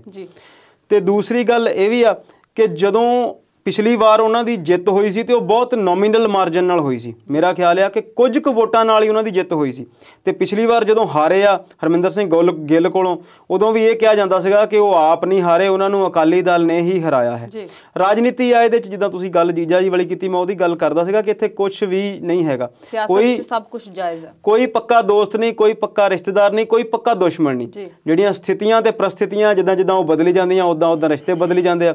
ਬਹੁਤ ਸਾਰੇ ਆਮ ਲੋਕ ਅਸੀਂ ਪੰਜਾਬ 'ਚ ਸੁਣਦੇ ਹਾਂ ਕਿ ਅਸੀਂ ਕੱਟੜ ਅਕਾਲੀ ਆ, ਅਸੀਂ ਕੱਟੜ ਕਾਂਗਰਸੀ ਆ, ਤੇ ਇਹ ਜਿਹੜੀ ਕੱਟੜਤਾ ਆ ਜਾਂ ਕਿਸੇ ਪਾਰਟੀ ਲਈ ਪਿਆਰ ਆ, ਇਹ ਆਮ ਲੋਕਾਂ ਦੇ ਦਿਮਾਗ ਦੇ ਵਿੱਚ ਹੀ ਹੈਗਾ। ਜਦੋਂ ਟਿਕਟ ਮਿਲ ਜਾਂਦੀ ਆ ਤੇ ਜਦੋਂ ਰਾਜਾ ਬਣਨਾ ਹੁੰਦਾ, ਜਦੋਂ ਉਸ ਬੰਦੇ ਨੇ MLA ਬਣਨਾ ਆ, ਫਿਰ ਉਹ ਚਾਹੇ ਕੈਰੋਂ ਪਰਿਵਾਰ ਹੋਵੇ ਤੇ ਚਾਹੇ ਉਹ ਬਾਦਲ ਪਰਿਵਾਰ ਹੋਵੇ, ਚਾਹੇ ਮਜੀਠੀਆ ਪਰਿਵਾਰ ਹੋਵੇ, ਤੇ ਜਿਹੇ ਇੱਦਾਂ ਦੇ 100 ਹੀ ਫੈਮਲੀਆਂ ਪੂਰੇ ਹਿੰਦੁਸਤਾਨ 'ਚ ਗਿਣੀਆਂ ਤੇ ਲੈ ਸਕਦੇ ਆ ਜਿਨ੍ਹਾਂ ਨੇ ਜਦੋਂ ਸੱਤਾ ਮਿਲਣੀ ਸੀ ਉਦੋਂ ਛਾਲ ਮਾਰਨ ਤੋਂ ਪਹਿਲਾਂ ਇੱਕ ਵਾਰ ਵੀ ਉਹਨਾਂ ਲੋਕਾਂ ਦਾ ਨਹੀਂ ਸੋਚਿਆ ਜਿਨ੍ਹਾਂ ਨੇ ਉਹਨਾਂ ਨੂੰ ਵੋਟਾਂ ਪਾਈਆਂ ਹੁੰਦੀਆਂ। ਇਹ ਸਾਰੀਆਂ ਗੱਲਾਂ ਸਾਡੇ ਤੁਹਾਡੇ ਲਈ ਨੇ ਜੀ। ਮੁੱਦੇ ਹਾਲੇ ਹੋਰ ਵੀ ਬਹੁਤ ਨੇ, ਪਰ ਹੁਣ ਵੇਲਾ ਹੋ ਗਿਆ ਇੱਕ ਛੋਟੀ ਜਿਹੀ ਬ੍ਰੇਕ ਦਾ। ਜਲਦ ਹਾਜ਼ਰ ਹੁੰਨੇ ਆ।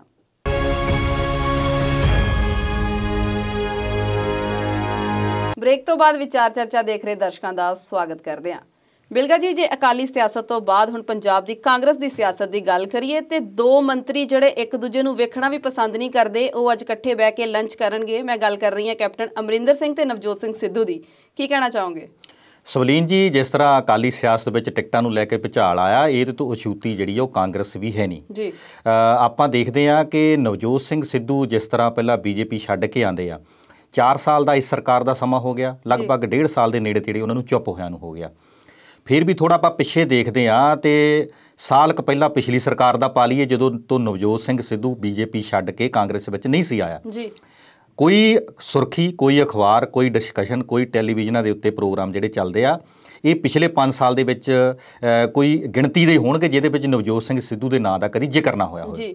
ਸਭ ਨੂੰ ਵੱਡੇ ਤੌਰ 'ਤੇ ਉਹ ਉਸ ਵੇਲੇ ਉੱਭਰ ਕੇ ਸਿੱਖੀ ਹਲਕਿਆਂ ਦੇ ਵਿੱਚ ਹੀਰੋ ਬਣ ਕੇ ਆਉਂਦਾ ਆ, ਜਦੋਂ ਪਾਕਿਸਤਾਨ ਦੇ ਪ੍ਰਧਾਨ ਮੰਤਰੀ ਇਮਰਾਨ ਖਾਨ ਸੱਤਾ ਸੰਭਾਲਦੇ ਪਾਕਿਸਤਾਨ ਦੀ, ਤੇ ਨਵਜੋਤ ਸਿੰਘ ਸਿੱਧੂ ਦੇ ਜਰਾਨੇ ਹੋਣ ਕਾਰਨ ਕਰਤਾਰਪੁਰ ਸਾਹਿਬ ਦਾ ਜਿਹੜਾ ਲਾਂਘਾ ਖੁੱਲ੍ਹਣਾ, ਉਹਦੇ ਵਿੱਚ ਨਵਜੋਤ ਸਿੰਘ ਸਿੱਧੂ ਜਿਹੜਾ ਸੀ ਬਹੁਤ ਵੱਡਾ ਆਪਣਾ ਰੋਲ ਅਦਾ ਕਰ ਗਿਆ।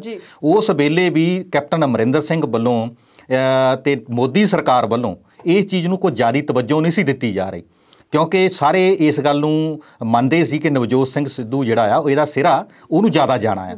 ਮੋਦੀ ਸਰਕਾਰ ਨੇ ਆਖਰੀ ਲੰਮੇ ਤੱਕ ਇਸ ਗੱਲ ਦਾ ਰੱਖਿਆ ਵੀ ਅਸੀਂ ਇਹ ਲਾਂਘਾ ਖੋਲ੍ਹਣ ਲਈ ਕਿਸੇ ਨਾ ਕਿਸੇ ਤਰ੍ਹਾਂ ਕਰ ਰੱਖਣਾ ਆ। ਪਰ ਜਦੋਂ ਪਾਕਿਸਤਾਨ ਨੇ ਆਪਣਾ ਉੱਧਰਲਾ ਸਾਰਾ ਕੋਰੀਡੋਰ ਤਿਆਰ ਕਰ ਲਿਆ, ਨੇ ਰੈਡੀ ਕਰ ਲਿਆ, ਤਾਂ ਫਿਰ ਅਖੀਰ ਵਿੱਚ ਆਣ ਕੇ ਸਿੱਖ ਹਲਕਿਆਂ ਦਾ ਬੀਜੇਪੀ ਸਰਕਾਰ ਤੇ ਜਦੋਂ ਦਬਾਅ ਵਧਿਆ ਤੇ ਮੋਦੀ ਸਾਹਿਬ ਨੂੰ ਆਣ ਕੇ ਇੱਧਰੋਂ ਫਿਰ ਉਹਦਾ ਨੀਂਹ ਪੱਥਰ ਰੱਖਣਾ ਪਿਆ, ਉਦਘਾਟਨ ਕਰਨਾ ਪਿਆ। ਉਹ ਸਾਰੇ ਪ੍ਰਕਰਨ ਦੇ ਵਿੱਚ ਨਵਜੋਤ ਸਿੰਘ ਸਿੱਧੂ ਜਿਹੜਾ ਸੀ ਪੂਰੀ ਦੁਨੀਆ ਦੇ ਵਿੱਚ, ਖਾਸ ਕਰਕੇ ਸਿੱਖ ਹਲਕਿਆਂ ਦੇ ਵਿੱਚ ਇੱਕ ਬਹੁਤ ਵੱਡਾ ਮਾਣ ਵੀ ਲੈ ਗਿਆ, ਲੋਕਾਂ ਦੇ ਵਿੱਚ ਵੱਡਾ ਚਿਹਰਾ ਬਣ ਕੇ ਉੱਭਰਿਆ।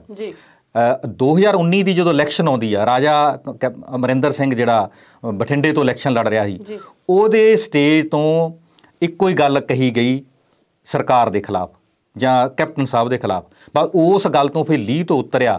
ਅੱਜ ਨਵਜੋਤ ਸਿੰਘ ਸਿੱਧੂ 1.5 ਸਾਲ ਤੋਂ ਪਿਛਲੇ ਤੋਂ ਲੋਕਾਂ ਨਾਲ ਵੀ ਟੁੱਟਿਆ ਬੈਠਾ ਤਾਂ ਪਾਰਟੀ ਨਾਲ ਵੀ ਰੁੱਸਿਆ ਬੈਠਾ। ਹੁਣ ਗੱਲ ਕਰੀਏ ਵੀ ਜਿਹੜਾ ਅੱਜ ਲੰਚ ਤੇ ਉਹਨਾਂ ਨੂੰ ਬੁਲਾਇਆ ਗਿਆ, ਇਹਦੇ ਵਿੱਚ ਇੱਕ ਬਹੁਤ ਵੱਡੀ ਕੜੀ ਬਣ ਕੇ ਜਿਹੜੇ ਹਰੀਸ਼ ਰਾਵਤ ਪੰਜਾਬ ਮਾਮਲਿਆਂ ਦੇ ਮੰਤਰੀ ਬਣਾਏ ਗਏ, ਪ੍ਰਭਾਵੀ ਬਣਾਏ ਗਏ ਆ, ਉਹਨਾਂ ਨੇ ਅਦਾ ਕੀਤੀ ਆ।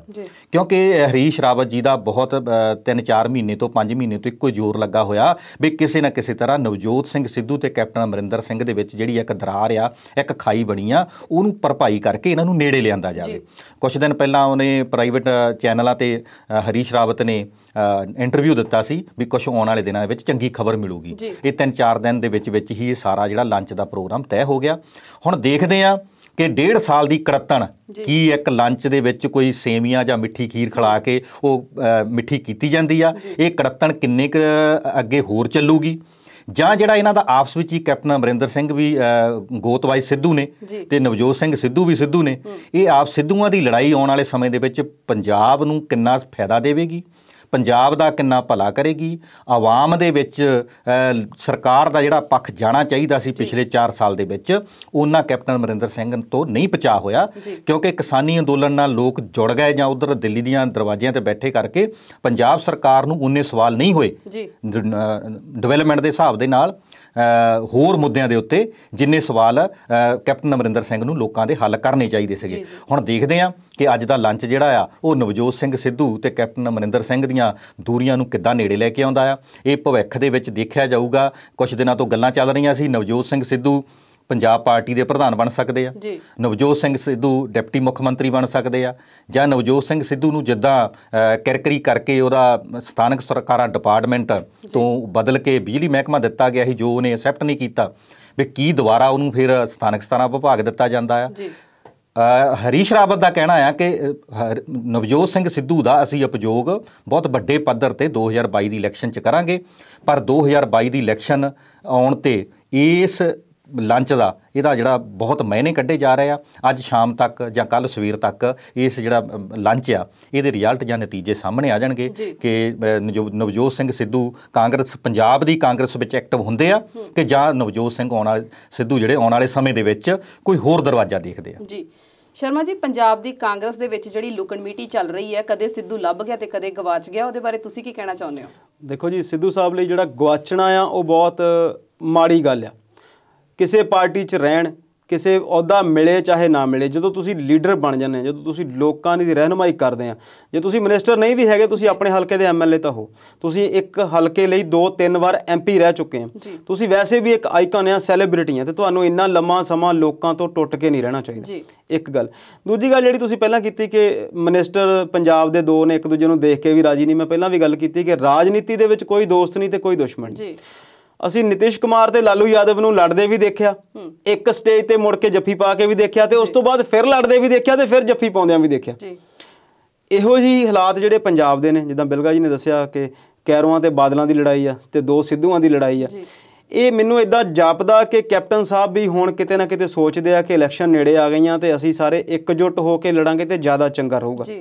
ਬੇਸ਼ੱਕ ਇਹ ਗੱਲ ਕਾਂਗਰਸ ਦੇ ਬਹੁਤ ਪੱਖ 'ਚ ਜਾਂਦੀ ਆ ਕਿ ਜਿਹੜੇ ਖੇਤੀ ਕਾਨੂੰਨਾਂ ਦੇ ਨਜ਼ਰੀਏ ਦੇ ਨਾਲ ਪਿਛਲਾ ਸਾਲ ਲੰਘਿਆ ਤੇ ਕੋਵਿਡ ਦੇ ਦੌਰਾਨ ਉਹ ਜਿਹੜਾ ਸਮਾਂ ਲੰਘਿਆ ਉਹਨੇ ਲੋਕਾਂ ਨੂੰ ਕਾਂਗਰਸ ਸਰਕਾਰ ਵੱਲ ਜਵਾਬਦੇਹੀ ਲਈ ਬਹੁਤਾ ਤਿੱਖਾ ਨਹੀਂ ਕਰ ਸਕੇ। ਲੋਕਾਂ ਨੇ ਉਹਨੇ ਤਿੱਖੇ ਸਵਾਲ ਸਰਕਾਰ ਨੂੰ ਨਹੀਂ ਪੁੱਛੇ ਜਾਂ ਸਰਕਾਰ ਨੂੰ ਲੋਕਾਂ ਦੇ ਵਿਰੋਧ ਦਾ ਸਾਹਮਣਾ ਨਹੀਂ ਕਰਨਾ ਪਿਆ, ਕਿਉਂਕਿ ਲੋਕ ਕੋਵਿਡ ਦੇ ਦੌਰਾਨ ਪਹਿਲਾਂ ਹੋਰ ਸਮੱਸਿਆਵਾਂ ਵਿੱਚ ਰੁੱਝੇ ਰਹੇ ਤੇ ਉਸ ਤੋਂ ਬਾਅਦ ਕਿਸਾਨੀ ਕਾਨੂੰਨਾਂ ਦੇ ਨਾਲ ਹੀ ਲੋਕਾਂ ਦਾ ਜਿਹੜਾ ਸੀਗਾ ਗੁਜ਼ਾਰਾ ਉਹ ਸਮੇਂ ਦਾ ਹੈਗਾ ਉਹ ਦੂਜੇ ਪਾਸੇ ਨੂੰ ਚਲਾ ਗਿਆ। ਤੇ ਕਿਉਂਕਿ ਅਕਾਲੀ ਦਲ ਖੇਤਰੀ ਪਾਰਟੀ ਆ, ਉਹਨਾਂ ਨੂੰ ਟਿਕਟਾਂ ਅਨਾਉਂਸਣ ਲਈ ਕਿਸੇ ਕੋਰ ਕਮੇਟੀ ਦੀ ਲੋੜ ਨਹੀਂ, ਭਾਵੇਂ ਪਹਿਲਾਂ ਬਾਦਲ ਸਾਹਿਬ ਇੱਕ ਗੱਲ ਕਹਿੰਦੇ ਜ਼ਰੂਰ ਰਹੇ ਨੇ ਤੇ ਜਿੰਨੀ ਤੀਬਰਤਾ ਨਾਲ, ਜਿੰਨੀ ਤਿਆਰੀ ਨਾਲ, ਜਿੰਨੇ ਤਿੱਖੇਪਣ ਨਾਲ ਅਕਾਲੀ ਦਲ ਨੇ ਪਿਛਲੇ ਸਮੇਂ ਤੋਂ ਆਪਣੀ ਜਿਹੜੀ ਮੁਹਿੰਮ ਆ ਉਹਦੀ ਸ਼ੁਰੂਆਤ ਕੀਤੀ ਆ, ਉਹਦੇ ਕਰਕੇ ਹੁਣ ਕੈਪਟਨ ਸਾਹਿਬ ਨੂੰ ਇਹ ਲੱਗਦਾ ਆ ਕਿ ਅੰਦਰ ਹੋਰ ਛੋਟੇ ਜਿਹੜੇ ਉਬਾਲੇ ਚੱਲਦੇ ਪਏ ਆ ਉਹਨਾਂ ਨੂੰ ਇੱਕ ਵੱਡਿਓਂ ਜੇ ਆਪਾਂ ਹੱਲ ਕਰ ਲਈਏ ਤੇ ਉਹ ਚੰਗੇ ਰਹਿਣਗੇ। ਮੇਰੀ ਨਜ਼ਰ 'ਚ ਇਦਾਂ ਲੱਗਦਾ, ਕਿਉਂਕਿ ਇੱਕ ਸਮਾਂ ਇਹੋ ਜਿਹਾ ਸੀਗਾ ਜਦੋਂ ਬਾਦਲ ਸਾਹਿਬ ਤੋਂ ਬਾਅਦ ਕੈਪਟਨ ਸਾਹਿਬ ਨੇ ਇਲੈਕਸ਼ਨ ਲੜੀ ਸੀ, ਦੂਜੀ ਵਾਰ ਜਦੋਂ ਅਕਾਲੀ ਦਲ ਜਿੱਤਿਆ ਉਦੋਂ ਕੈਪਟਨ ਸਾਹਿਬ ਬਹੁਤ ਆਸ਼ਵਾਨ ਸੀ ਕਿ ਅਸੀਂ ਜਿੱਤ ਜਾਣਾ ਤੇ ਇਹਨਾਂ ਨੇ ਬਹੁਤ MLA ਨੂੰ ਫੋਨ ਕਰਕੇ ਕਿਹਾ ਸੀ ਮੰਨ ਜਾ ਨਹੀਂ ਤੇ ਇਦਾਂ ਕਰਾਂਗੇ। ਆਪਣੀ ਸਿਆਸਤ ਦੇ ਵਿੱਚ ਆਪਣੇ ਭਾਸ਼ਣਾਂ 'ਚ ਵੀ ਇਹੋ ਜਿਹੀ ਜਿਹੜੀ ਸੀ ਖਰਵੀਂ ਭਾਸ਼ਾ ਬੋਲਦੇ ਨਜ਼ਰ ਆਏ ਸੀ, ਪਰ ਹੁਣ ਉਹ ਵੀ ਮੈਨੂੰ ਲੱਗਦਾ ਕਿ ਥੋੜੇ ਜਿਹੇ ਸੂਝ ਦੇ ਨਾਲ ਕੰਮ ਲੈ ਰਹੇ ਆ ਤੇ ਕਿ ਸਿੱਧੂ ਨੂੰ ਜੇ ਮਨਾ ਲਿਆ ਜਾਵੇ ਤੇ ਚੰਗਾ। ਬਾਕੀ ਤੁਸੀਂ ਦੱਸ ਹੀ ਦਿੱਤਾ ਕਿ ਆਉਣ ਵਾਲਾ ਸਮਾਂ ਕੀ ਦੱਸਦਾ, ਇਹਦੇ ਬਾਰੇ ਤਾਂ ਕੁਝ ਨਹੀਂ ਕਹਿ ਸਕਦੇ ਹਾਲੇ। ਬਿਲਕੁਲ ਜੀ। ਬਿਲਕਾ ਸਾਹਿਬ, ਜੇ ਗੱਲ ਕਰੀਏ ਬਹਿਬਲ ਕਲਾਂ ਗੋਲੀकांड ਮਾਮਲੇ ਦੀ ਤੇ ਉਹਦੀ ਜਾਂਚ ਪੂਰੀ ਹੋ ਗਈ ਆ ਤੇ ਇਹ ਵਿਸਥਾਰ 'ਚ ਤੁਹਾਡੇ ਕੋਲੋਂ ਜਾਣਨਾ ਚਾਹਾਂਗੇ ਕੀ ਹੈ ਪੂਰਾ ਮਾਮਲਾ। ਸਵਲੀਨ ਜੀ, ਇਹ ਜਿਹੜਾ ਬਹਿਬਲ ਬਰਗਾੜੀ ਕਾਂਡ, ਇਹ ਸਾਰੇ ਜਿੰਨੇ ਵੀ ਸ਼੍ਰੀ ਗੁਰੂ ਗ੍ਰੰਥ ਸਾਹਿਬ ਦੀ ਬੇਅਦਬੀ ਨੂੰ ਲੈ ਕੇ ਇਹ ਐਜੀਟੇਸ਼ਨ ਹੋਏ, ਇਹ ਘਟਨਾਵਾਂ ਵਰਤੀਆਂ, ਇਹਦੇ ਪਿੱਛੇ ਵੀ ਰਾਜਨੀਤੀ ਸੀ ਤੇ ਇਹ ਵਰਤਣ ਤੋਂ ਬਾਅਦ ਵੀ ਇਸ ਵੇਲੇ ਤਕਰੀਬਨ ਕਹਿ ਸਕਦੇ ਹਾਂ ਵੀ 4 ਸਾਲ ਦਾ ਸਮਾਂ ਇਸ ਸਰਕਾਰ ਦਾ ਤੇ 1.5 ਸਾਲ ਪਿਛਲੀ ਸਰਕਾਰ ਦਾ, 5.5 ਸਾਲ ਦਾ ਸਮਾਂ ਜਿਹੜਾ ਨਿਕਲ ਚੱਲਿਆ ਆ। ਇਹ ਜਿਹੜੀਆਂ ਘਟਨਾਵਾਂ ਵਾਪਰੀਆਂ ਬੇਅਦਬੀ ਦੀਆਂ, ਇਹ ਉਦੋਂ ਵੀ ਰਾਜਨੀਤੀ ਦਾ ਹੀ ਹਿੱਸਾ ਸੀ, ਰਾਜਨੀਤੀ ਤਹਿਤ ਹੀ ਸੀ ਤੇ ਜਿਹੜੀਆਂ ਹੁਣ ਜਾਂਚਾਂ ਹੋ ਰਹੀਆਂ ਆ, ਕਦੇ CBI ਕੋਲ ਚਲੇ ਗਈ, ਕਦੀ ਕੁੰਵਰ ਵਿਜੇ ਪ੍ਰਤਾਪ ਜੀ ਜਿਹੜੇ ਪੰਜਾਬ ਦੇ ਬਹੁਤ ਵੱਡੇ ਅਫਸਰ ਆ ਉਹ ਕਰ ਰਹੇ ਆ। ਇਹ ਸਾਰਾ ਹਜੇ ਤੱਕ ਜੇ ਲੋਕਾਂ ਦੀ ਨਜ਼ਰ ਦੇ ਵਿੱਚ ਇਹ ਇੱਕ ਖੇਡ, ਡਰਾਮਾ ਤੇ ਰਾਜਨੀਤੀ ਨੂੰ ਪ੍ਰੇਰਿਤ ਹੀ ਦੇਖਿਆ ਜਾ ਰਿਹਾ। ਪਰ ਫਿਰ ਵੀ ਜਿੱਦਾਂ ਕੁੰਵਰ ਵਿਜੇ ਪ੍ਰਤਾਪ ਨੇ ਕਿਹਾ ਵੀ ਸਾਡੀ ਜਾਂਚ ਮੁਕੰਮਲ ਹੋ ਚੁੱਕੀ ਆ, ਇਸ ਚੀਜ਼ ਦਾ ਰਾਜਨੀਤਿਕ ਹਲਕਿਆਂ ਦੇ ਵਿੱਚ ਬੜੇ ਲੰਬੇ ਸਮੇਂ ਤੋਂ ਆਭਾਸ ਇੱਕ ਦੇਖਿਆ ਜਾ ਰਿਹਾ ਸੀ ਕਿ ਕੁਝ ਸਮਾਂ ਰਹਿੰਦਿਆਂ ਪਹਿਲਾਂ 5 ਤੋਂ 7 ਮਹੀਨੇ 8 ਮਹੀਨੇ ਰਹਿੰਦਿਆਂ ਇਹ ਜਿਹੜੀ ਜਾਂਚ ਆ ਦਾ ਨਿਪਟਾਰਾ ਹੋਊਗਾ ਤੇ ਚੱਕ ਕੇ ਜਿਹੜੇ ਆ ਇਹਦੇ ਵਿੱਚ ਦੋਸ਼ੀ ਅਕਾਲੀ ਸਰਕਾਰ ਦੇ ਕੁਝ ਅਫਸਰ, ਅਕਾਲੀ ਸਰਕਾਰ ਦੇ ਕੁਝ ਲੀਡਰ ਉਹ ਜੇਲ੍ਹਾਂ 'ਚ ਦਿੱਤੇ ਜਾਣਗੇ। ਪਰ ਇਹ ਜਿਹੜੀ ਵੀ ਕਾਰਵਾਈ ਹੁੰਦੀ ਆ, ਸੰਗਤ ਦੀ ਤਾਂ ਸ਼ੁਰੂ ਤੋਂ ਇੱਕੋ ਮੰਗਿਆ ਵੀ ਜਿਹੜਾ ਵੀ ਉਹ ਬੇਅਦਬੀਆਂ ਹੋਈਆਂ ਉਹਦੇ ਤੇ ਵੀ ਸਰਕਾਰਾਂ ਨੂੰ ਐਕਸ਼ਨ ਲੈਣੇ ਚਾਹੀਦੇ ਸੀ। ਜਿਹੜੀਆਂ ਉੱਥੇ ਸਿੰਘਾਂ ਦੀਆਂ ਆਪਣੀਆਂ ਜਾਨਾਂ ਗਈਆਂ ਉਹਨਾਂ ਤੇ ਵੀ ਕਾਰਵਾਈ ਹੋਣੀ ਚਾਹੀਦੀ ਸੀ, ਕਿਉਂਕਿ ਕੁਝ ਅਫਸਰ ਪਹਿਲਾਂ ਇਹਦੀਆਂ ਭੁਗਤ ਵੀ ਚੁੱਕੇ ਆ, ਜੇਲ੍ਹਾਂ 'ਚ ਵੀ ਜਾ ਚੁੱਕੇ ਆ, ਜਾਂਚਾਂ ਦਾ ਵੀ ਸਾਹਮਣਾ ਕਰ ਰਹੇ ਆ। ਪਰ ਹੋਣ ਵਾਲੀ ਜਾਂਚ ਦੇ ਵਿੱਚੋਂ ਆਖਰੀ ਦੇ ਵਿੱਚੋਂ ਕਿਹੜਾ ਬੰਬ ਨਿਕਲਣਾ ਆ ਤੇ ਕਿੱਦਾਂ ਉਹ ਆਉਣ ਵਾਲੀ ਜਾਂਚ ਨੂੰ ਰੱਖੂਗਾ ਜਾਂ ਸਿਆਸਤ ਦੇ ਉੱਤੇ ਆਪਣਾ ਕੀ ਪ੍ਰਭਾਵ ਛੱਡੂਗਾ। ਸਰਕਾਰਾਂ ਦੇ ਬਹੁਤ ਵੱਡੇ ਪਿੱਛੇ ਇਹਦੇ ਆਪਣੇ ਮੰਤਵ ਜੁੜੇ ਹੁੰਦੇ ਆ, ਕਿਉਂਕਿ ਕਾਂਗਰਸ ਦੇ ਵੀ ਗਲੇ ਦੀ ਹੱਡੀ ਇਹ ਜਿਹੜਾ ਬਰਗਾੜੀ ਕਾਂਡ ਆ ਤੇ ਇਹ ਬਹਿਬਲ ਕਲਾਂ ਕਾਂਡ ਆ, ਇਹ ਬਣਿਆ ਹੋਇਆ ਕਿਉਂਕਿ ਜਦੋਂ ਕੈਪਟਨ ਅਮਰਿੰਦਰ ਸਿੰਘ ਨੇ ਆਪਣੇ ਭਾਸ਼ਣਾਂ ਵਿੱਚ ਸੌਹਾਂ ਚੱਕੀਆਂ ਸੀ ਉਹਦੇ ਵਿੱਚ ਇਹ ਚੀਜ਼ਾਂ ਵੀ ਗਿਣੀਆਂ ਗਈਆਂ ਸੀ, ਵਾਅਦੇ ਕੀਤੇ ਗਏ ਸੀ ਕਿ ਸਾਡੀ ਸਰਕਾਰ ਆਉਣ ਤੇ ਅਸੀਂ ਜਿੰਨੇ ਵੀ ਇਹ ਸਿੱਖਾਂ ਦੇ ਮਸਲੇ ਹੈਗੇ ਆ ਜਿਸ 'ਚ ਬਰਗਾੜੀ ਦਾ ਜਾਂ ਬਹਿਬਲ ਕਲਾਂ ਦਾ, ਇਹਦੀ ਪੂਰੀ ਜਾਂਚ ਕਰਕੇ ਅਸੀਂ ਦੋਸ਼ੀਆਂ ਨੂੰ ਸਜ਼ਾਵਾਂ ਦੇਵਾਂਗੇ। ਹੁਣ ਸਜ਼ਾਵਾਂ ਕਿੱਥੇ ਤੱਕ ਦਿੱਤੀਆਂ ਗਈਆਂ ਇਹਨੇ 3.5-4 ਸਾਲ ਦੇ ਵਿੱਚ ਜਾਂ ਕਿੱਥੇ ਤੱਕ ਆਇਆ ਆ, ਇਹ ਮਸਲਾ ਜਿਹੜਾ ਆ ਹਜੇ ਤੱਕ ਵੀ ਰਾਜਨੀਤੀ ਨੂੰ ਪ੍ਰੇਰਿਤ ਹੋ ਕੇ ਦੇਖਿਆ ਜਾ ਰਿਹਾ ਤੇ ਜਦੋਂ ਵੀ ਹੁਣ ਇਹਦਾ ਤੇ ਕਿਸੇ ਨੂੰ ਕੋਈ ਸਜ਼ਾ ਹੁੰਦੀ ਆ ਜਾਂ ਕਿਸੇ ਦੀ ਕੋਈ ਗ੍ਰਿਫਤਾਰੀ ਹੁੰਦੀ ਆ, ਉਹ ਵੀ ਰਾਜਨੀਤੀ ਤੋਂ ਪ੍ਰਭਾਵਿਤ ਹੀ ਆਉਣ ਵਾਲੇ ਦਿਨਾਂ ਦੇ ਵਿੱਚ ਲੋਕਾਂ ਵੱਲੋਂ ਦੇਖੀ ਜਾਊਗੀ। ਚੰਗੀ ਗੱਲ ਆ ਜੇ ਜਾਂਚ ਮੁਕੰਮਲ ਹੋਈ ਆ ਤੇ ਲੋਕਾਂ ਦੀ ਜਿਹੜੀ ਇੱਕ ਇਸ ਮਾਮਲੇ ਦੇ ਉੱਤੇ ਟਿਕਟਕੀ ਲੱਗੀ ਹੋਈ ਸੀਗੀ ਤੇ ਉਹ ਟਿਕਟਕੀ ਨੇ ਲੋਕਾਂ ਦੇ ਕਿਤੇ ਨਾ ਕਿਤੇ ਆਪਣੇ ਭਾਵਨਾਵਾਂ ਨੂੰ ਫਿਰ ਦੁਬਾਰਾ ਇੱਕ ਆਸ ਜਗਾਈ ਆ ਵੀ ਕਿਉਂਕਿ ਸਿੱਖਾਂ ਦੇ ਵਿੱਚ ਇੱਕ ਬਹੁਤ ਵੱਡੀ ਮੰਗ ਸੀ ਵੀ ਇਹ ਜਿਹੜਾ ਸਾਡੇ ਨਾਲ ਕਾਂਡ ਹੋਇਆ ਆ ਸ਼੍ਰੀ ਗੁਰੂ ਗ੍ਰੰਥ ਸਾਹਿਬ ਦੀ ਬੇਅਦਬੀ ਦਾ, ਇਹਦੇ ਪਿੱਛੇ ਕਿਤੇ ਨਾ ਕਿਤੇ ਡੇਰੇ ਪ੍ਰੇਮੀਆਂ ਦਾ ਪਿੱਛੇ ਹੱਥ ਸੀਗਾ ਤੇ ਅਕਾਲੀ ਸਿਆਸਤ ਤੇ ਇਹ ਦੋਸ਼ ਲੱਗਦੇ ਰਹੇ ਆ ਵੀ ਅਕਾਲੀ ਸਿਆਸਤ ਨੇ ਉਹਨਾਂ ਡੇਰਾ ਪ੍ਰੇਮੀਆਂ ਨੂੰ ਉਕਸਾ ਕੇ ਜਾਂ ਉਹਨਾਂ ਤੋਂ ਵੋਟਾਂ ਲੈਣ ਦੇ ਮਨਸ਼ੇ ਦੇ ਨਾਲ ਉਹਨਾਂ ਤੇ ਕੋਈ ਕਾਰਵਾਈ ਨਹੀਂ 1.5 ਸਾਲ ਕੀਤੀ ਤੇ ਜਿਹੜੀ ਪਿਛਲੀ ਸਰਕਾਰ ਅਕਾਲੀ ਦਲ ਦੀ ਹਰੀ ਆ ਉਹਦੇ ਜੜੀ ਵੀ ਇਹੀ ਗੱਲ ਬੈਠ ਗਈ ਕਿ ਇਹ ਜਿਹੜੀ ਸਿੱਖਾਂ ਦਾ ਬਹੁਤ ਵੱਡਾ ਘਾਣ ਹੋਇਆ ਤੇ ਸਿੱਖਾਂ ਦੀ ਇਸ ਬੇਅਦਬੀ ਕਾਂਡ ਦੇ ਨਾਲ ਜਿਹੜੀਆਂ ਭਾਵਨਾਵਾਂ ਜੁੜੀਆਂ ਸੀ ਉਹਦੇ ਤੇ ਅਕਾਲੀ ਸਰਕਾਰ ਜਿਹੜੀ ਆ ਉਹ ਖਰੀ ਨਹੀਂ ਉਤਰ ਸਕੀ। ਮੁੱਦੇ ਹਾਲੇ ਹੋਰ ਵੀ ਬਹੁਤ ਨੇ, ਪਰ ਹੁਣ ਵੇਲਾ ਹੋ ਗਿਆ ਇੱਕ ਛੋਟੀ ਜਿਹੀ ਬ੍ਰੇਕ ਦਾ। ਜਲਦ ਹਾਜ਼ਰ ਹੁੰਨੇ ਆ।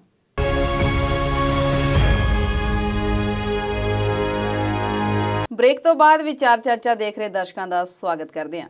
ਸ਼ਰਮਾ ਜੀ, ਬਹਿਬਲ ਕਲਾਂ ਗੋਲੀकांड ਮਾਮਲੇ 'ਚ ਤੁਹਾਡੇ ਵੀ ਵਿਚਾਰ ਜਾਣਨੇ ਚਾਹਾਂਗੇ।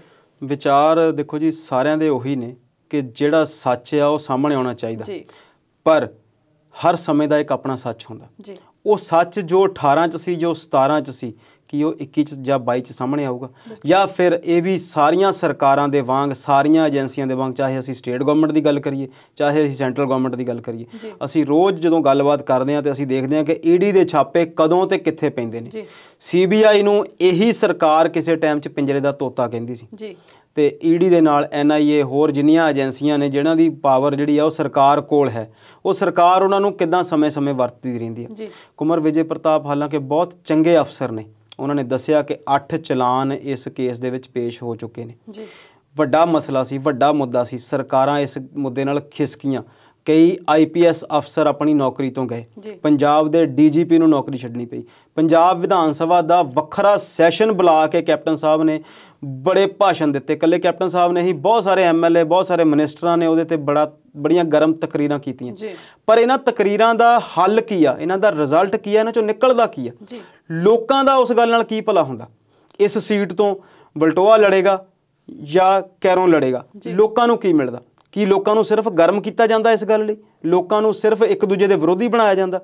ਜੇ ਆਪਾਂ ਇਸੇ ਕਾਂਡ ਦੀ ਗੱਲ ਕਰੀਏ, ਬਹਿਬਲ ਕਲਾਂ ਕੋਟਕਪੂਰਾ ਕਾਂਡ ਹੈ, ਜਿਹੜਾ ਬਰਗਾੜੀ ਮੋਰਚਾ ਸੀ, ਜੋ ਕੁਝ ਵੀ ਹੋਇਆ, ਦੋ ਮਜ਼ਹਬਾਂ ਦੀ ਆਪਸ ਦੇ ਵਿੱਚ ਜਿਹੜੀ ਤਕਰਾਰ ਸੀ, ਦੋ ਸਮੁਦਾਇ, ਵੱਖ-ਵੱਖ ਧਰਮਾਂ ਨੂੰ ਮੰਨਣ ਵਾਲੇ ਲੋਕਾਂ ਦਾ ਇੱਕ ਤਕਰਾਰ ਕਰ ਗਿਆ। ਤਕਰਾਰ ਤੋਂ ਬਾਅਦ ਉੱਥੇ ਕੀ ਕੁਝ ਹੋਇਆ? DGP ਸਾਹਿਬ ਪਰਮਰਾਜ ਸਿੰਘ ਉਮਰਾ ਨੰਗਲ ਜੀ IPS, SSP ਚਰਨਜੀਤ ਸ਼ਰਮਾ, 7 ਗ੍ਰਿਫਤਾਰੀਆਂ ਵਿੱਚੋਂ 5 ਪੁਲਿਸ ਅਧਿਕਾਰੀ, ਆਮ ਲੋਕਾਂ ਦੀ ਮੌਤ। ਤੇ ਹੁਣ 4 ਸਾਲ ਇਸ ਸਰਕਾਰ ਦੇ ਲੰਘ ਗਏ ਤੇ 1.5 ਸਾਲ ਪਿਛਲਾ। ਏਡਾ ਵੀ ਲੰਬਾ ਕੇਸ ਨਹੀਂ ਸੀ ਕਿ 6-7 ਸਾਲ ਉਹਦੀ ਜਾਂਚ ਹੀ ਹੋਈ ਜਾਵੇ। ਜੋ ਸਮੇਂ ਤੇ ਸਰਕਾਰ ਜਾਂਚ ਕਰ ਰਹੀ ਆ, ਅਸੀਂ ਉਹਨੂੰ ਗਲਤ ਨਹੀਂ ਠਹਿਰਾਉਂਦੇ, ਪਰ ਸਮਾਂ ਵੀ ਕੋਈ ਚੀਜ਼ ਹੈ ਕਿ ਨਹੀਂ ਹੈ? ਕਿਉਂ ਨਹੀਂ ਇਹਦੀ ਜਾਂਚ 1 ਸਾਲ 'ਚ ਹੀ ਪੂਰੀ ਕਰ ਦਿੱਤੀ ਗਈ ਜਾਂ 6 ਮਹੀਨਿਆਂ 'ਚ ਹੀ ਪੂਰੀ ਕਰ ਦਿੱਤੀ ਗਈ? ਇਸ ਜਾਂਚ ਨੂੰ ਲੁਕੋ ਕੇ ਰੱਖਿਆ ਗਿਆ। ਜਿੱਦਾਂ ਤੁਸੀਂ ਪਿਛਲੀ ਗੱਲ 'ਚ ਕਿਹਾ ਕਿ ਸੁਖਬੀਰ ਸਿੰਘ ਬਾਦਲ ਨੇ ਕੱਚ 'ਚੋਂ ਮੂੰਗਲੀ ਕੱਢ ਲਈ ਆ, ਇਹਨਾਂ ਨੇ ਵੀ ਉਹ ਸਮੇਂ ਦੇ ਨਾਲ ਹੀ ਉਹ ਕੱਚ 'ਚੋਂ ਮੂੰਗਲੀ ਕੱਢ ਲਈ ਆ ਕਿ ਹੁਣ ਅਸੀਂ ਇਸ ਗੱਲ ਨੂੰ ਫਿਰ ਲੋਕਾਂ 'ਚ ਲੈ ਕੇ ਆਵਾਂਗੇ। ਲੋਕਾਂ ਦੇ ਪੁਰਾਣੇ ਜਿਹੜੇ ਜ਼ਖਮ ਆ ਉਹ ਫਿਰ ਹਰੇ ਹੋਣਗੇ, ਲੋਕਾਂ ਨੂੰ ਫਿਰ ਧਰਮ ਨਾਲ ਜੋੜਿਆ ਜਾਊਗਾ, ਲੋਕਾਂ ਨੂੰ ਦੱਸਿਆ ਜਾਊਗਾ ਕਿ ਤੁਹਾਡੇ ਧਾਰਮਿਕ ਗ੍ਰੰਥ ਦੀ, ਸ਼੍ਰੀ ਗੁਰੂ ਗ੍ਰੰਥ ਸਾਹਿਬ ਦੀ ਬੇਅਦਬੀ ਹੋਈ ਸੀ ਤੇ ਇਸ ਸਰਕਾਰ ਨੇ ਕੀ ਕੀਤਾ ਸੀ। ਯਾਰ ਇਹ ਤਾਂ ਸੋਚੋ ਕਿ ਤੁਸੀਂ 4 ਸਾਲਾਂ 'ਚ ਕੀ ਕੀਤਾ। ਤੁਸੀਂ ਸਰਕਾਰ ਆ, ਤੁਹਾਨੂੰ ਲੋਕਾਂ ਨੇ ਇਸੇ ਗੱਲ ਲਈ ਵੋਟ ਪਾਈ ਸੀ ਕਿ ਤੁਸੀਂ ਨਸ਼ੇ ਖਤਮ ਕਰੋਗੇ।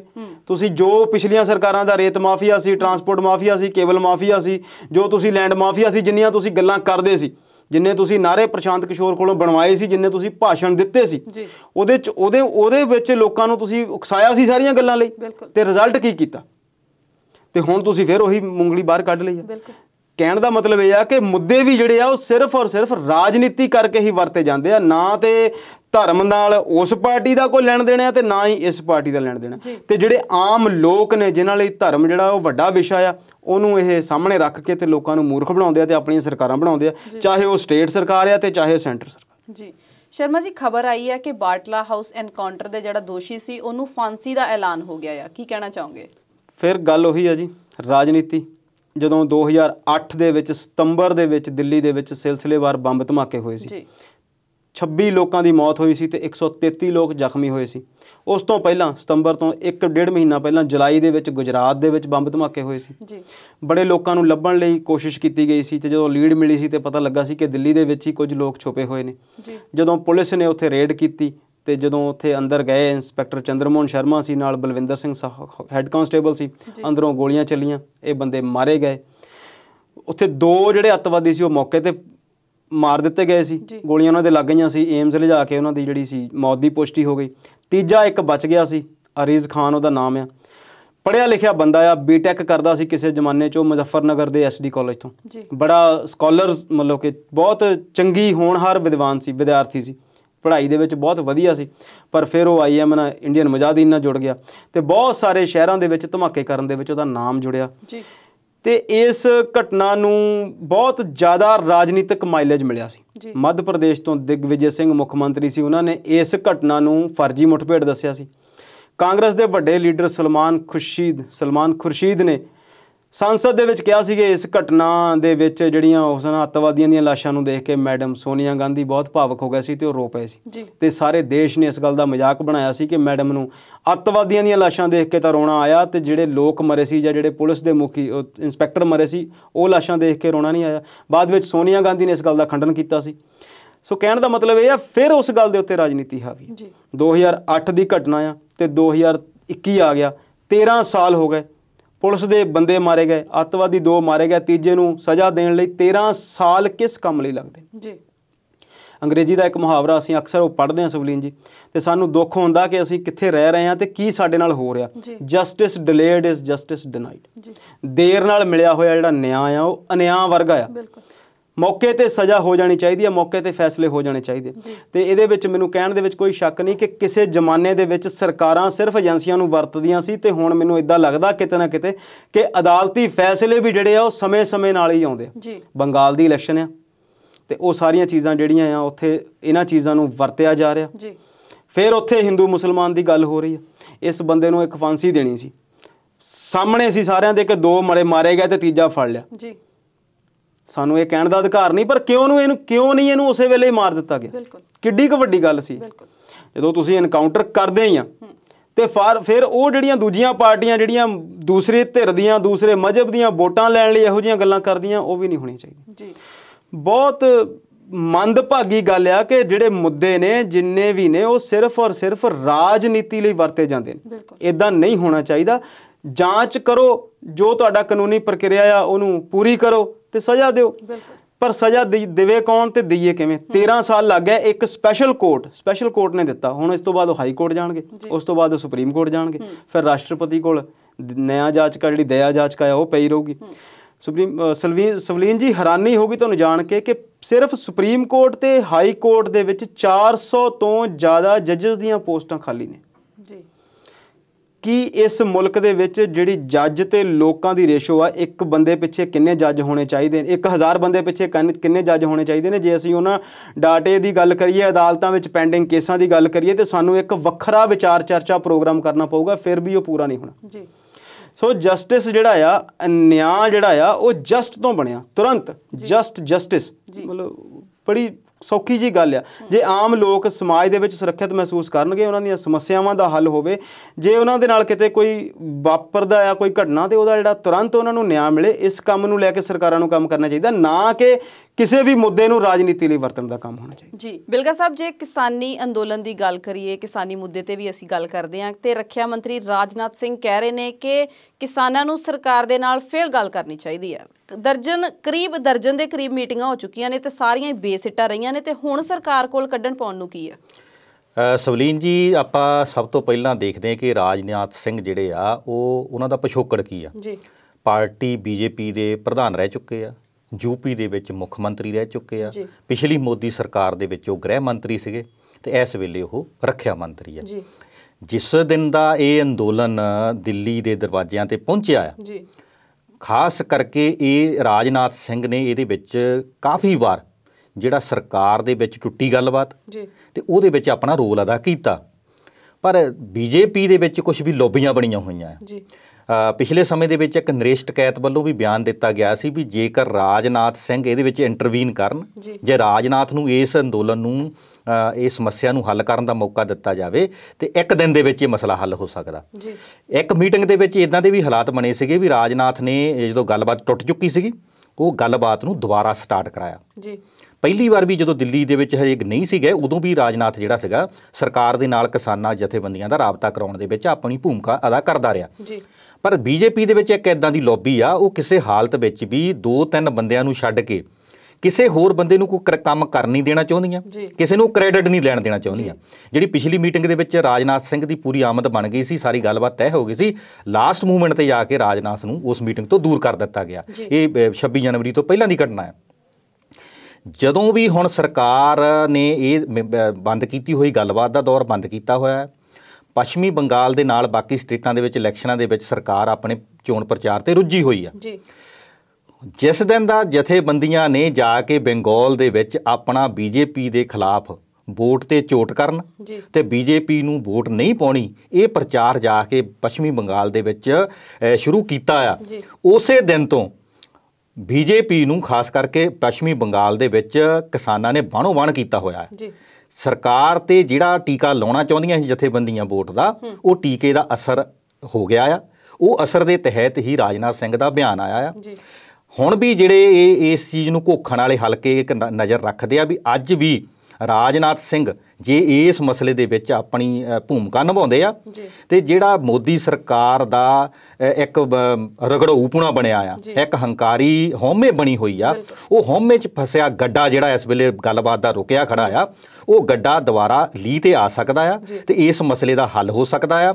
ਭਾਵੇਂ ਕਿ ਰਾਜਨਾਥ ਸਿੰਘ ਨੇ ਇਹ ਗੱਲ ਦੋਨਾਂ ਧਿਰਾਂ ਨੂੰ ਕਹੀ ਆ ਵੀ ਕਿਸਾਨ ਜਥੇਬੰਦੀਆਂ ਵੀ ਸੁਹਿਰਦ ਹੋ ਕੇ ਇਸ ਮਸਲੇ ਦੇ ਉੱਤੇ ਗੱਲਬਾਤ ਤੋਰਨ ਦਾ ਯਤਨ ਕਰਨ ਤੇ ਸਰਕਾਰ ਵੀ ਇਸ ਮਸਲੇ ਨੂੰ ਹੱਲ ਕਰੇ। ਪਰ ਇਹਦੇ ਪਿੱਛੇ ਕੁਝ ਚੀਜ਼ਾਂ ਦੇਖੀਆਂ ਜਾ ਰਹੀਆਂ ਕਿ ਆਉਣ ਵਾਲੇ ਸਮੇਂ ਦੇ ਵਿੱਚ ਜਿਹੜੀ ਪੱਛਮੀ ਬੰਗਾਲ ਦੀ ਇਲੈਕਸ਼ਨ ਵਿੱਚ ਡੈਮੇਜ ਹੋ ਰਿਹਾ ਬੀਜੇਪੀ ਦਾ, ਉਹ ਵੀ ਗੱਲ ਕਾਊਂਟ ਕੀਤੀ ਜਾ ਰਹੀ ਹੈ ਤੇ 1 ਸਾਲ ਬਾਅਦ ਜਿਹੜੀ ਯੂਪੀ ਦੀ ਇਲੈਕਸ਼ਨ ਬਾਕੀ ਹੋਰ ਸਟੇਟਾਂ ਦੇ ਵਿੱਚ ਵੀ ਆ ਰਹੀ ਆ। ਯੂਪੀ ਦਾ ਪੱਛਮੀ ਹਿੱਸਾ ਜਿਹੜਾ ਆ ਉਹ ਬਹੁਤ ਵੱਡੀ ਬੀਜੇਪੀ ਦੀ ਬੈਲਟ ਮੰਨੀ ਜਾਂਦੀ ਆ।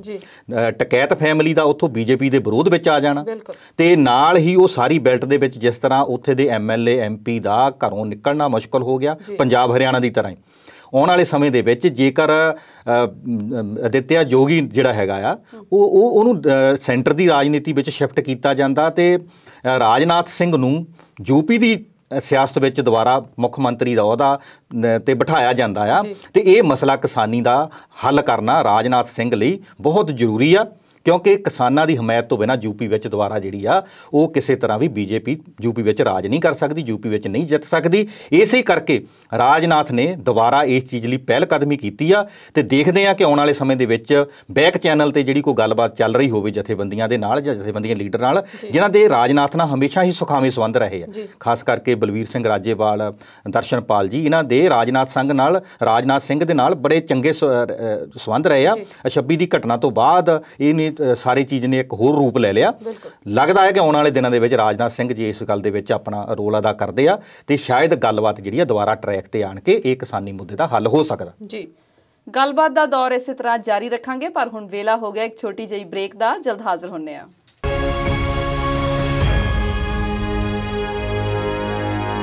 ਪ੍ਰੋਗਰਾਮ ਦੇ ਅਖੀਰਲੇ ਹਿੱਸੇ ਵਿੱਚ ਵਿਚਾਰ ਚਰਚਾ ਦੇਖ ਰਹੇ ਦਰਸ਼ਕਾਂ ਦਾ ਸਵਾਗਤ ਕਰਦੇ ਹਾਂ। ਸ਼ਰਮਾ ਜੀ, ਭਾਰਤੀ ਫੌਜ ਬਾਰੇ ਕੁਝ ਤੱਥ ਨਿਕਲ ਕੇ ਸਾਹਮਣੇ ਆਏ ਨੇ, ਕੀ ਨੇ ਉਹ ਤੱਥ? ਵਿਸਤਾਰ 'ਚ ਤੁਹਾਡੇ ਕੋਲੋਂ ਜਾਣਨਾ ਚਾਹਾਂਗੇ। ਸਵਲੀਨ ਜੀ, ਜੇ ਮੈਂ ਭਾਰਤੀ ਫੌਜ ਦੇ ਤੱਥਾਂ ਤੋਂ ਪਹਿਲਾਂ ਹਿੰਦੁਸਤਾਨ ਦੇ ਵੈਸੇ ਬੇਰੁਜ਼ਗਾਰੀ ਦੇ ਤੱਥਾਂ ਦੀ ਗੱਲ ਕਰਾਂ ਤੇ ਬੜੀ ਮੇਰਾ ਦਿਲ ਕਰਦਾ ਥੋੜੀ ਜਿਹੀ ਉਹ ਗੱਲ ਕਰਨ ਨੂੰ। ਜੀ ਬਿਲਕੁਲ। ਬੀਤੇ ਦਿਨੀ ਕੁਝ ਜਾਣਕਾਰੀਆਂ ਸਾਡੇ ਸਾਹਮਣੇ ਆਈਆਂ ਕਿ ਹਿੰਦੁਸਤਾਨ ਦੇ ਵਿੱਚ 21 ਲੱਖ ਤੋਂ ਜ਼ਿਆਦਾ ਪੋਸਟਾਂ ਸਰਕਾਰੀ ਜਿਹੜੀਆਂ ਉਹ ਖਾਲੀ ਆ। ਜੀ, ਉਹਦੇ ਚੋਂ ਵੱਡੇ ਨੰਬਰ ਜਿਹੜੇ ਆ ਉਹ ਸਿਕਿਉਰਿਟੀ ਫੋਰਸਿਸ 'ਚ ਨੇ, ਚਾਹੇ ਉਹ ਸਰਕਾਰ ਦੀਆਂ ਜਿਹੜੀਆਂ ਕੇਂਦਰ ਸਰਕਾਰ ਦੀਆਂ ਰਿਜ਼ਰਵ ਬਟਾਲੀਅਨਸ ਨੇ, CRPF ਆ, CRP ਆ, BSF ਆ, ਉਹਦੇ 'ਚ ਨੇ। ਉਸ ਤੋਂ ਬਾਅਦ ਜਿਹੜੀਆਂ ਸਟੇਟ ਦੀਆਂ ਪੁਲਿਸਿੰਗ ਆ ਉਹਦੇ ਵਿੱਚ ਨੇ ਤੇ 10 ਲੱਖ ਦੇ ਨੇੜੇ ਤੇੜੇ ਤੇ ਟੀਚਰਾਂ ਦੀਆਂ ਪੋਸਟਾਂ ਸਾਰੇ ਹਿੰਦੁਸਤਾਨ 'ਚ ਖਾਲੀ ਨੇ। ਜੀ, ਅਸੀਂ ਜਦੋਂ ਇਹਨਾਂ ਅੰਕੜਿਆਂ ਨੂੰ ਦੇਖਦੇ ਸੀ ਤੇ ਫਿਰ ਅਸੀਂ ਸੋਚਦੇ ਸੀ ਕਿ ਚਲੋ ਸਰਕਾਰਾਂ ਦੀ ਜਿਹੜੀ ਹੈ ਨਾਕਾਮਯਾਬੀ ਹੈ। ਅੱਜ ਜਿਹੜੇ ਅੰਕੜੇ ਸਾਹਮਣੇ ਆਏ ਆ ਉਹਦੇ ਮੁਤਾਬਕ ਹਿੰਦੁਸਤਾਨ ਦੀ ਆਰਮੀ ਦੇ ਵਿੱਚ 12,50,000 ਦੇ ਕਰੀਬ ਪੋਸਟਾਂ ਸੈਂਕਸ਼ਨਸ ਨੇ ਆਰਮੀ ਮੈਨਸ ਦੀਆਂ ਤੇ 11,29,000 ਲੋਕ ਔਨ ਜੌਬ ਨੇ, ਜਾਣੀ ਕਿ 77,000 ਆਰਮੀ ਮੈਨ ਘੱਟ ਆ ਹਿੰਦੁਸਤਾਨ 'ਚ। ਤੇ ਗੱਲਾਂ ਇਹਨਾਂ ਦੀਆਂ ਤੁਸੀਂ ਜਿੰਨੀਆਂ ਮਰਜ਼ੀ ਸੁਣ ਲਓ, ਭਾਸ਼ਣ ਚਾਹੇ ਉਹ ਮੋਦੀ ਸਰਕਾਰ ਹੋਵੇ ਤੇ ਚਾਹੇ ਮਨਮੋਹਨ ਸਰਕਾਰ ਹੋਵੇ, ਚਾਹੇ ਉਸ ਤੋਂ ਪਿਛਲੀਆਂ ਸਰਕਾਰਾਂ ਦੀ ਅਸੀਂ ਗੱਲ ਕਰ ਲਈਏ। ਮੈਂ ਕਿਸੇ ਸਰਕਾਰ ਵਿਸ਼ੇਸ਼ ਜਾਂ ਪਾਰਟੀ ਵਿਸ਼ੇਸ਼ ਦੀ ਗੱਲ ਨਹੀਂ ਕਰਦਾ। ਜਦੋਂ ਇਹ ਚੋਣਾਂ ਦੇ ਵਿੱਚ ਦਮਗਜੇ ਮਾਰਦੇ ਆ, ਜਦੋਂ ਚੋਣ ਮੈਨੀਫੈਸਟੋ ਜਾਰੀ ਕਰਦੇ ਆ, ਜਿਹਦੀ ਅਸੀਂ ਕਈ ਵਾਰ ਗੱਲ ਕਰਦੇ ਹਾਂ ਕਿ ਮੈਨੀਫੈਸਟੋ ਨੂੰ ਕਾਨੂੰਨੀ ਬਣਾਇਆ ਜਾਵੇ, ਝੂਠ ਉਹੀ ਬੋਲੋ ਜਿਹੜਾ ਤੁਸੀਂ ਕੱਲ੍ਹ ਸਾਬਤ ਵੀ ਉਹਨੂੰ ਸੱਚ ਵੀ ਕਰਨਾ ਹੋਵੇ। ਵਾਅਦਾ ਉਹੀ ਕਰੋ ਜਿੰਨੇ ਤੁਸੀਂ ਲੋਕਾਂ ਨੂੰ ਨੌਕਰੀਆਂ ਜਾਂ ਲੋਕਾਂ ਦੀਆਂ ਸਹੂਲਤਾਂ ਦੇ ਵਿੱਚ ਗੱਲਾਂ ਦੇਣੀਆਂ ਵੀ ਹੋਣ। ਤੁਸੀਂ ਆਪ ਸੋਚੋ ਕਿ 77,000 ਤੁਹਾਡੇ ਕੋਲ ਆਰਮੀ ਮੈਨ ਦੀ ਕਮੀ ਆ। ਜਿੰਨੀਆਂ ਪੋਸਟਾਂ ਸੈਂਕਸ਼ਨ ਹੋਈਆਂ, ਕਮਿਸ਼ਨਸ ਬੈਠਦੇ ਆ, ਗਿਣਤੀ ਮਿਣਤੀ ਰੱਖੀ ਜਾਂਦੀ ਹੈ ਵੀ ਕਿੰਨੀ ਅਸੀਂ ਆਰਮੀ ਭਰਤੀ ਕਰਨੀ ਆ, ਕਿੰਨੀ ਨਹੀਂ। ਇਹ ਤਾਂ ਆਮ ਆਰਮੀ ਦੀ ਗੱਲ ਆ। ਜੇ ਅਸੀਂ ਅਫਸਰਾਂ ਦੀ ਗੱਲ ਕਰੀਏ ਤਾਂ 8,000 ਦੇ ਕਰੀਬ ਆਫਿਸਰਸ ਦੀਆਂ ਪੋਸਟ ਖਾਲੀ ਨੇ ਸਵਲੀਨ ਜੀ। ਤੇ ਹੁਣ ਅਸੀਂ ਗੱਲ ਕਰੀਏ ਦੂਸਰੇ ਅੰਕੜਿਆਂ ਦੀ। ਹਾਲਾਂਕਿ ਸਾਰਾ ਭਾਰਤ ਇੱਕ ਆ, ਚਾਹੇ ਉਹਦੇ 'ਚ ਸੂਬੇ 26 ਨੇ ਚਾਹੇ 28 ਨੇ। ਸੂਬੇ ਇਸ ਕਰਕੇ ਬਣਾਏ ਗਏ ਨੇ ਕਿ ਜਿਹੜੀ ਵਿਕਾਸ ਦੇ ਕੰਮ ਆ ਜਾਂ ਸੂਬਿਆਂ ਦੀ ਜਿਹੜੀ ਬਣਤਰ ਆ, ਜੀਓਗ੍ਰਾਫਿਕਲੀ ਡਿਫਰੈਂਸ ਆ, ਉਹਦੇ 'ਚ ਕੁਛ ਭਾਸ਼ਾ ਦਾ ਹੈਗਾ, ਕੁਛ ਧਾਰਮਿਕ ਆਧਾਰ ਆ, ਕਿਤੇ ਕੁਛ ਤਰ੍ਹਾਂ ਦੇ ਲੋਕ ਰਹਿੰਦੇ ਨੇ, ਵੱਖਰੇ ਵੱਖਰੇ ਬਣ ਗਏ। ਕਿਉਂਕਿ ਜੇ ਆਜ਼ਾਦੀ ਤੋਂ ਪਿਛਲੀ ਗੱਲ ਕਰੀਏ ਤਾਂ ਭਾਰਤ ਇੱਕ ਰਾਸ਼ਟਰ ਨਹੀਂ ਸੀ, ਇਹ ਕੁਝ ਸਟੇਟਸ ਸੀਗੀਆਂ। 600 ਤੋਂ ਵੀ ਜ਼ਿਆਦਾ ਰਿਆਸਤਾਂ ਸੀ, ਇੱਥੇ ਰਾਜੇ ਇਸ ਚੀਜ਼ ਨੂੰ ਚਲਾਉਂਦੇ ਸੀ, ਅਤੇ ਇਸ ਦਾ ਕੋਈ ਪ੍ਰਧਾਨ ਮੰਤਰੀ ਜਾਂ ਰਾਸ਼ਟਰਪਤੀ ਨਹੀਂ ਸੀ, ਇਹ ਦੇਸ਼ ਨਹੀਂ ਸੀ। ਅਤੇ ਜਦੋਂ ਇਹ ਦੇਸ਼ ਬਣ ਗਿਆ ਅਤੇ ਉਹ ਜਿਹੜੀਆਂ ਰਿਆਸਤਾਂ ਸੀ ਉਹਨਾਂ ਨੂੰ ਮਿਲਾਇਆ ਗਿਆ, ਅਤੇ ਜਿਵੇਂ ਜਿਵੇਂ ਸੀ ਉਹ ਸੂਬੇ ਸਟੇਟਾਂ ਜਿਹੜੀਆਂ ਹੋਂਦ 'ਚ ਆਈਆਂ, ਫਿਰ ਉਹ ਰਿਪਬਲਿਕ ਬਣ ਗਿਆ ਕਿ ਸਟੇਟਸ ਜਿਹੜੀਆਂ ਉੱਥੇ ਦੀਆਂ ਆਪਣੀਆਂ ਸਰਕਾਰਾਂ ਨੇ, ਸੈਂਟਰ ਦੀ ਇੱਕ ਸਰਕਾਰ ਆ, ਅਤੇ ਉਹ ਮਿਲ ਕੇ ਕੰਮ ਨੂੰ ਚਲਾਉਂਦੇ ਆ। ਉਹਦੇ ਬਾਰੇ ਅਸੀਂ ਸਾਰੀਆਂ ਜਾਣਦੇ ਹਾਂ ਅਤੇ ਕਈ ਵਾਰ ਆਪਾਂ ਗੱਲ ਕਰਦੇ ਰਹਿੰਦੇ ਹਾਂ। ਜਦੋਂ ਸੂਬਿਆਂ ਦੀ ਅਸੀਂ ਦੇਖਦੇ ਹਾਂ ਕਾਰਜਕਾਰੀ, ਅਤੇ ਆਰਮੀ ਦੇ ਵਿੱਚ ਜਦੋਂ ਅਸੀਂ ਗੱਲ ਕਰਦੇ ਹਾਂ, ਯੂਪੀ ਤੋਂ 14% ਆਬਾਦੀ ਦਾ ਜਿਹੜਾ ਆਰਮੀ ਦਾ 14% ਜਿਹੜਾ ਆ ਉਹ ਲੋਕ ਯੂਪੀ ਤੋਂ ਆਉਂਦੇ ਆ, ਅਤੇ ਵੱਡੀ ਗਿਣਤੀ ਸਾਹਮਣੇ ਆਉਂਦੀ ਆ ਕਿ ਸਭ ਤੋਂ ਜ਼ਿਆਦਾ ਆਰਮੀ ਦੇ ਵਿੱਚ ਲੋਕ ਜਿਹੜੇ ਆ ਉੱਤਰ ਪ੍ਰਦੇਸ਼ ਤੋਂ ਆਉਂਦੇ ਆ। ਪਰ ਜਦੋਂ ਅਸੀਂ ਉਹਦੀ ਆਬਾਦੀ ਦੇਖਦੇ ਹਾਂ ਪ੍ਰੋਪੋਰਸ਼ਨੇਟਲੀ, ਅਤੇ 17% ਜਿਹੜੀ ਭਾਰਤ ਦੀ ਆਬਾਦੀ ਆ ਉਹ ਯੂਪੀ 'ਚ ਰਹਿੰਦੀ ਆ। ਬਹੁਤ ਵੱਡਾ ਸਟੇਟ ਆ, 20 ਕਰੋੜ ਤੋਂ ਵੀ ਜ਼ਿਆਦਾ ਉਸ ਮੁਲਕ ਦੀ ਆਬਾਦੀ ਆ। ਕੋਈ ਵੀ ਯੂਰਪ ਦਾ ਮੁਲਕ ਇੰਨੀ ਆਬਾਦੀ ਦਾ ਨਹੀਂ ਜਿੰਨੀ ਆਬਾਦੀ ਯੂਪੀ ਦੀ ਹੈ। ਅੱਧੀ ਦੁਨੀਆ ਦੇ ਦੇਸ਼ ਇੰਨੀ ਆਬਾਦੀ ਨਹੀਂ ਰੱਖਦੇ ਜਿੰਨੇ ਯੂਪੀ, ਵੱਡਾ ਸਟੇਟ ਆ। 80 ਲੋਕ ਸਭਾ ਦੇ ਉੱਥੇ ਮੈਂਬਰਸ ਨੇ, ਅਤੇ ਸੈਂਕੜੇ ਹੀ ਜਿਹੜੇ ਵਿਧਾਨ ਸਭਾ ਦੇ ਮੈਂਬਰ ਨੇ। ਪਰ ਉਸ ਤੋਂ ਬਾਅਦ ਜਦੋਂ ਦੂਜੇ ਨੰਬਰ ਦੀ ਗੱਲ ਕਰੀਏ ਕਿ ਆਰਮੀ ਦੇ ਵਿੱਚ ਦੂਜੇ ਨੰਬਰ 'ਤੇ ਲੋਕ ਕਿੱਥੋਂ ਆਉਂਦੇ ਆ, ਫਿਰ ਸਾਨੂੰ ਖੁਸ਼ੀ ਵੀ ਹੁੰਦੀ ਆ ਅਤੇ ਹੈਰਾਨੀ ਵੀ ਹੁੰਦੀ ਆ ਕਿ 7.5% 7.7% ਹਿੰਦੁਸਤਾਨ ਦੀ ਆਰਮੀ ਦੇ ਵਿੱਚ ਜਿਹੜੇ ਲੋਕ ਨੇ ਉਹ ਪੰਜਾਬ ਤੋਂ ਆਉਂਦੇ ਆ। ਵੱਡੀ ਗਿਣਤੀ ਆ 7.7%। ਅਤੇ ਜਦੋਂ ਪੰਜਾਬ ਦੀ ਅਸੀਂ ਆਬਾਦੀ ਦੀ ਗੱਲ ਕਰਦੇ ਹਾਂ ਉਹ 2.3% ਹੈ। ਹਿੰਦੁਸਤਾਨ ਦੀ ਆਬਾਦੀ ਜਿਹੜੀ ਆ ਉਹ ਜੇ 130 ਕਰੋੜ ਜਾਂ 140 ਕਰੋੜ ਹੈ, ਅਤੇ ਉਹਦੇ 'ਚ ਪੰਜਾਬ ਦੀ ਆਬਾਦੀ 2.3 ਆ, ਅਤੇ ਸਾਡਾ ਆਰਮੀ ਦੇ ਵਿੱਚ ਯੋਗਦਾਨ 7.7 ਆ। ਇੱਦਾਂ ਹੀ ਜੰਮੂ ਕਸ਼ਮੀਰ ਤੋਂ 4%, ਹਿਮਾਚਲ ਤੋਂ 4%, ਅਤੇ ਹਰਿਆਣੇ ਤੋਂ ਲਗਭਗ 6% ਲੋਕ ਜਿਹੜੇ ਨੇ ਹਿੰਦੁਸਤਾਨ ਦੀ ਆਰਮੀ 'ਚ ਸਰਵ ਕਰਦੇ ਨੇ। ਅਤੇ ਜਦੋਂ ਅਸੀਂ ਇਹਨਾਂ ਚੀਜ਼ਾਂ ਨੂੰ ਦੇਖਦੇ ਹਾਂ, ਮੈਂ ਪਹਿਲਾਂ ਵੀ ਗੱਲ ਕੀਤੀ ਕਿ ਇੱਥੇ ਕੋਈ ਬਖਰੇਵੇਂ ਦੀ ਗੱਲ ਨਹੀਂ ਹੈਗੀ, ਪਰ ਜਦੋਂ ਕੇਂਦਰ ਸਰਕਾਰ ਫਿਰ ਇਹਨਾਂ ਸਟੇਟਾਂ ਦੇ ਨਾਲ ਬਖਰੇਵਾਂ ਕਰਦੀ ਆ, ਅਤੇ ਫਿਰ ਇਹ ਗੱਲ ਦੱਸਣੀ ਪੈਂਦੀ ਆ ਕਿ ਅਸੀਂ 2% ਆਬਾਦੀ ਦੇ ਲੋਕ ਹਾਂ ਅਤੇ 8% ਆਰਮੀ 'ਚ ਸਰਵ ਕਰ ਰਹੇ ਹਾਂ। ਅਤੇ ਜਦੋਂ ਅਸੀਂ ਗੁਜਰਾਤ ਦੇ ਅੰਕੜੇ ਦੇਖੀਏ ਤਾਂ ਉੱਥੇ 2% ਲੋਕ ਵੀ ਇਸ ਨੌਕਰੀ ਲਈ ਅਪਲਾਈ ਨਹੀਂ ਕਰਦੇ, ਅਤੇ ਜਦੋਂ ਅਪਲਾਈ ਕਰਦੇ ਨੇ ਉਹਦੇ ਵਿੱਚ ਉਹਨਾਂ ਨੂੰ ਜਦੋਂ ਗਿਣਤੀ ਮਿਲਦੀ ਆ, ਅਤੇ ਉਹ ਜਿਹੜੀ ਗਿਣਤੀ ਆ ਉਹ ਹਜ਼ਾਰਾਂ 'ਚ ਹੀ ਆ ਜੀ। ਬਹੁਤ ਘੱਟ ਲੋਕ ਹੋਰ ਸਟੇਟਾਂ ਤੋਂ ਆਰਮੀ ਵਿੱਚ ਆ ਰਹੇ ਨੇ। ਉਹਨਾਂ ਦੀ ਵਜ੍ਹਾ ਵੱਖਰੀ ਹੋ ਸਕਦੀ ਆ, ਉਹਨਾਂ ਦੇ ਕਾਰਨ ਵੱਖਰੇ ਹੋ ਸਕਦੇ ਆ। ਮੈਂ ਪਹਿਲਾਂ ਵੀ ਗੱਲ ਕੀਤੀ ਕਿ ਮੇਰਾ ਇੱਥੇ ਪੰਜਾਬ ਦੀ ਨੰਬਰਸ ਨੂੰ ਦੱਸਣ ਦਾ ਇਹ ਕਿਤੇ ਹੀ ਮਤਲਬ ਨਹੀਂ ਹੈ ਕਿ ਸਿਰਫ ਪੰਜਾਬ ਹੀ ਆਰਮੀ 'ਚ ਸਰਵ ਕਰ ਰਿਹਾ ਜਾਂ ਪੰਜਾਬ ਦੀ ਇਹਦੇ 'ਚ ਮੋਨੋਪੋਲੀ ਆ। ਪਰ ਗੱਲ ਇਹ ਆ ਕਿ ਜੋ ਤੁਸੀਂ ਪੰਜਾਬ ਕਰ ਰਿਹਾ ਸਟੇਟ ਐਜ਼ ਏ ਸਟੇਟ, ਜੋ ਸਰਕਾਰੀ ਸੈਂਟਰ ਦੇ ਲੈਵਲ ਦੇ ਉੱਤੇ ਜੋ ਉਹਦੇ ਅੰਕੜੇ ਆ, ਉਹਦੇ ਮੁਤਾਬਕ ਫਿਰ ਸਰਕਾਰ ਨੂੰ ਜਦੋਂ ਦੂਜੇ ਪਾਸੇ ਨੂੰ ਦੇਖਦੇ ਹਾਂ ਸਰਕਾਰ ਦੀਆਂ ਗਿਣਤੀਆਂ ਮਿਣਤੀਆਂ, ਅਤੇ ਫਿਰ ਉਹ ਜਿਹੜੀ ਗੱਲ ਆ ਉਹ ਵਖਰੇਵਾਂ ਨਜ਼ਰ ਆਉਂਦਾ। ਅਤੇ ਬਹੁਤ ਵਧੀਆ ਲੋਕ ਪੰਜਾਬ ਦੇ ਜਿਹੜੇ ਇੰਨੀ ਵੱਡੀ ਗਿਣਤੀ ਵਿੱਚ ਆਰਮੀ 'ਚ ਸਰਵ ਕਰਦੇ, ਪਰ ਉਹਦੇ ਮੁਕਾਬਲੇ ਜੋ ਸਰਕਾਰਾਂ ਫਿਰ ਪੰਜਾਬ ਨਾਲ ਵਤੀਰਾ ਕਰਦੀਆਂ ਨੇ, ਜਿੱਦਾਂ ਅਸੀਂ ਹੁਣ ਦੇਖ ਰਹੇ ਹਾਂ ਕਿ ਸਾਲ ਹੋ ਚੱਲਿਆ ਇਸ ਕੰਮ ਲਈ, ਅਤੇ ਸਾਡੇ ਉਹ ਕਾਨੂੰਨ ਜਿਹੜੇ ਆ ਉੱਥੇ ਦੇ ਉੱਥੇ ਪਏ ਨੇ। ਅਤੇ ਦੂਸਰੀ ਗੱਲ ਜਿਹੜੀ ਹੈਰਾਨੀ ਦੀ ਗੱਲ ਇਹ ਆ ਕਿ ਜਿਵੇਂ ਦੇ ਸਾਡੇ ਆਲੇ ਦੁਆਲੇ ਦੇਸ਼ਾਂ ਨਾਲ ਸਾਡੇ ਸੰਬੰਧ ਚੱਲ ਰਹੇ ਨੇ, ਉਹਦੇ ਚੱਲਦਿਆਂ ਇੰਨੀ ਵੱਡੀ ਗਿਣਤੀ ਦੇ ਵਿੱਚ ਸਾਡੀਆਂ ਪੋਸਟਾਂ ਦਾ ਖਾਲੀ ਹੋਣਾ, ਬੜੇ ਚੰਗੇ ਲੋਕ ਨੇ ਆਰਮੀ ਦੇ, ਬਹੁਤ ਚੰਗੇ ਅਫਸਰ ਨੇ ਜਿਹੜੇ 8000 ਦੇ ਕਰੀਬ ਪੋਸਟਾਂ ਖਾਲੀ ਹੋਣ ਦੇ ਬਾਵਜੂਦ ਵੀ ਉਸ ਸਿਸਟਮ ਨੂੰ ਮੈਨੇਜ ਕਰ ਰਹੇ ਨੇ ਅਤੇ ਚਲਾ ਰਹੇ ਨੇ। ਅਤੇ 70-75 ਹਜ਼ਾਰ ਤੋਂ ਵੀ ਜ਼ਿਆਦਾ ਆਰਮੀ ਮੈਨ ਦੀ ਕਮੀ ਆ, ਅਤੇ ਸਾਡੇ ਕੋਲ ਇੰਨੀ ਜ਼ਿਆਦਾ ਆਬਾਦੀ ਆ, ਇੰਨੇ ਜ਼ਿਆਦਾ ਨੌਜਵਾਨ ਨੌਕਰੀ ਦੀ ਤਲਾਸ਼ 'ਚ ਨੇ, ਅਤੇ ਇੰਨੀਆਂ ਜ਼ਿਆਦਾ ਪੋਸਟਾਂ ਦਾ ਖਾਲੀ ਹੋਣਾ ਸਰਕਾਰਾਂ ਦੀ ਨਾਕਾਮਯਾਬੀ ਨੂੰ ਦਿਖਾਉਂਦਾ। ਜੀ ਸ਼ਰਮਾ ਜੀ, ਸਾਡੀਆਂ ਸਰਕਾਰਾਂ ਦਾ ਤਾਂ ਉਹ ਹਾਲ ਆ ਵੀ ਗੱਲੀ ਬਾਤੀ ਮੈਂ ਵੱਡੀ ਤੇ ਕਰਤੂਤੀ ਵੱਡੀ ਜਠਾਣੀ। ਜੀ ਬਿਲਕੁਲ ਸਾਹਿਬ, ਤੁਹਾਡੇ ਵੀ ਇਸ ਮੁੱਦੇ ਬਾਰੇ ਵਿਚਾਰ ਜਾਣਨਾ ਚਾਹਾਂਗੇ। ਸਵਲੀਨ ਜੀ, ਜਿੱਦਾਂ ਸ਼ਰਮਾ ਜੀ ਨੇ ਪੂਰੀਆਂ ਫਿਗਰਾਂ ਦੱਸ ਕੇ ਇਹਦੀ ਡਿਟੇਲ ਦੇ ਨਾਲ ਆਪਣੇ ਵਿਚਾਰ ਚਰਚਾ ਪ੍ਰੋਗਰਾਮ ਦੇ ਵਿੱਚ ਜਾਣਕਾਰੀ ਦਰਸ਼ਕਾਂ ਨਾਲ ਸਾਂਝੀ ਕੀਤੀ ਆ, ਪਰ ਇਹਦੇ ਵਿੱਚ ਆਪਾਂ ਦੇਖੀਏ ਕਿ ਇੱਕ ਗੱਲ ਵੱਡੀ ਤੱਥਾਂ ਤੋਂ ਉੱਭਰ ਕੇ ਸਾਹਮਣੇ ਆਈ ਆ ਵੀ ਜੇ ਆਪਾਂ ਯੂਪੀ, ਹਰਿਆਣਾ, ਜੰਮੂ ਕਸ਼ਮੀਰ, ਹਿਮਾਚਲ, ਪੰਜਾਬ ਤੇ ਕੁਝ ਰਾਜਸਥਾਨ ਨੂੰ ਜੋੜ ਲਈਏ, ਤਕਰੀਬਨ ਉੱਤਰੀ ਭਾਰਤ ਇਹ ਮੰਨਿਆ ਜਾਂਦਾ ਹੈ। 26 ਜਨਵਰੀ ਦੀ ਕਿਸਾਨੀ ਅੰਦੋਲਨ ਨੂੰ ਲੈ ਕੇ ਇੱਕ ਘਟਨਾ ਵਰਤੀ ਲਾਲ ਕਿਲ੍ਹੇ ਵਾਲੀ, ਕੁਛ ਉਹਨਾਂ ਲੋਕਾਂ ਵੱਲੋਂ ਦੇਸ਼ ਭਗਤੀ ਦੇ ਸਰਟੀਫਿਕੇਟ ਵੰਡੇ ਜਾਂਦੇ ਆ ਜਿਨ੍ਹਾਂ ਦੀ ਗਿਣਤੀ ਇਹਨਾਂ ਫਿਗਰਾਂ ਵਿੱਚ ਕਿਤੇ ਦੇਖਣ ਨੂੰ ਵੀ ਹੈ ਨਹੀਂ। ਉਹਨਾਂ ਸਟੇਟਾਂ ਵੱਲੋਂ ਪੰਜਾਬੀਆਂ ਨੂੰ, ਹਰਿਆਣੇ ਵਾਲਿਆਂ ਨੂੰ, ਰਾਜਸਥਾਨ ਵਾਲੇ ਜੋ ਉੱਤਰੀ ਭਾਰਤ ਦੇ ਲੋਕਾਂ ਨੂੰ ਦੇਸ਼ ਭਗਤੀ ਦੇ ਸਰਟੀਫਿਕੇਟ ਵੰਡੇ ਜਾਂਦੇ ਆ। ਜਦ ਕਿ ਆਪਾਂ ਆਬਾਦੀ ਮੁਤਾਬਕ ਦੇਖੀਏ, ਪੰਜਾਬ ਦਾ 7.7 ਜਿਹੜਾ ਹਿੱਸਾ ਇਹਦੇ ਵਿੱਚ ਹੈਗਾ ਆ ਇੰਡੀਅਨ ਆਰਮੀ ਦੇ ਵਿੱਚ ਜਾਂ ਫੋਰਸਿਸ ਦੇ ਵਿੱਚ, ਇਹ ਪੰਜਾਬ ਲਈ ਇੱਕ ਮਾਣ ਵਾਲੀ ਗੱਲ ਵੀ ਆ ਤੇ ਪੰਜਾਬ ਦੇ ਲੋਕਾਂ ਨੂੰ, ਹਰਿਆਣੇ ਦੇ ਲੋਕਾਂ, ਜੋ ਉੱਤਰੀ ਭਾਰਤ ਦੇ ਲੋਕਾਂ ਨੂੰ ਬੀਜੇਪੀ ਜਾਂ ਹੋਰ ਕਿਸੇ ਪਾਰਟੀਆਂ ਕੋਲੋਂ ਦੇਸ਼ ਭਗਤੀ ਦੇ ਸਰਟੀਫਿਕੇਟ ਲੈਣ ਦੀ ਲੋੜ ਨਹੀਂ, ਜਿਹੜੇ ਕਿ ਧੱਕੇ ਨਾਲ ਵੰਡੇ ਜਾਂਦੇ ਆ। ਜਿਨ੍ਹਾਂ ਨੇ ਕਦੀ ਮਤਲਬ ਕਾਂ ਨਹੀਂ ਮਾਰਿਆ ਤੇ ਉਹ ਦੇਸ਼ ਭਗਤੀ ਦੇ ਸਰਟੀਫਿਕੇਟ ਜਿਹੜੇ ਆ ਇਹ ਉੱਤਰੀ ਹਿੱਸੇ ਦੇ ਜਿਹੜੇ ਸਾਡੇ ਸੋਲਜਰ ਆ ਉਹਨਾਂ ਨੂੰ ਦੇਣ ਜਾਂ ਉਹਨਾਂ ਦੇ ਪਰਿਵਾਰਾਂ ਨੂੰ ਦੇਣ, ਕਿਉਂਕਿ ਸਾਡੇ ਤਾਂ ਇੱਕ ਪਰਿਵਾਰ ਦਿੱਲੀ ਦੇ ਐਜੀਟੇਸ਼ਨ 'ਚ ਬੈਠਾ ਆ ਮੈਂਬਰ, ਇੱਕ ਪਰਿਵਾਰ ਉੱਥੇ ਪਾਕਿਸਤਾਨ ਦੇ ਜਾਂ ਚਾਈਨਾ ਦੇ ਬਾਰਡਰਾਂ 'ਤੇ ਬੈਠਾ ਆ। ਇਹ ਚੀਜ਼ਾਂ ਜਿਹੜੀਆਂ ਉੱਭਰ ਕੇ ਸਾਹਮਣੇ ਆਈਆਂ ਇਹ ਕਿਤੇ ਨਾ ਕਿਤੇ ਉਹਨਾਂ ਲੋਕਾਂ ਨੂੰ ਆਤਮ ਝਾਤ ਮਾਰਨੀ ਚਾਹੀਦੀ ਆ ਵੀ ਅੱਜ ਜੇ ਭਾਰਤ ਦੀ ਆਰਮੀ ਜਾਂ ਭਾਰਤੀਆਂ ਫੋਰਸਸ ਸਰਵਾਈਵ ਕਰ ਰਹੀਆਂ ਆ, ਬਾਰਡਰਾਂ 'ਤੇ ਆਪਣੇ ਦੇਸ਼ ਦੀ ਰੱਖਿਆ ਕਰ ਰਹੀਆਂ ਆ, ਤੇ ਇਹਨਾਂ ਵਿੱਚ ਉਹੀ ਕਿਸਾਨਾਂ ਦੇ ਮੁੰਡੇ ਆ, ਉਹੀ ਕਿਸਾਨਾਂ ਦੇ ਪਰਿਵਾਰਾਂ ਦੇ ਵਿੱਚੋਂ ਆਏ ਹੋਏ ਨੌਜਵਾਨ ਆ ਜਿਹੜੀ ਆਪਣੀ ਜਾਨ ਦੀ ਤਲੀ 'ਤੇ ਖੇਡ ਕੇ ਇਹ ਭਾਰਤ ਦੇ ਪੂਰੇ ਬਾਰਡਰਾਂ 'ਤੇ ਭਾਰਤ ਦੀ ਰਾਖੀ ਕਰਦੇ ਆ। ਤਾਂ ਦੁਨੀਆ ਦੇ ਵਿੱਚ ਇੰਡੀਅਨ ਆਰਮੀ ਦਾ, ਇੰਡੀਅਨ ਫੋਰਸਿਸ ਦਾ ਨਾਂ ਬਹੁਤ ਉੱਚਾ ਆ। ਇਹ ਗੱਲ ਸੋਚ ਕੇ ਇਹਨਾਂ ਲੋਕਾਂ ਨੂੰ ਅੱਜ ਕਿਤੇ ਨਾ ਕਿਤੇ ਵਿਚਾਰ ਕਰਨਾ ਚਾਹੀਦਾ ਵੀ ਸਾਡੇ ਪ੍ਰਧਾਨ ਮੰਤਰੀ ਦੇ ਪ੍ਰਾਂਤ ਤੋਂ, ਜਿੱਦਾਂ ਸ਼ਰਮਾ ਜੀ ਨੇ ਦੱਸਿਆ ਵੀ ਬਹੁਤ ਘੱਟ ਲੋਕ ਆ ਜਿਹੜੇ ਇਹ ਫੋਰਸਸ ਦੇ ਵਿੱਚ ਆਉਂਦੇ ਆ, ਇੰਡੀਅਨ ਆਰਮੀ ਦੇ ਵਿੱਚ ਆਉਂਦੇ ਆ।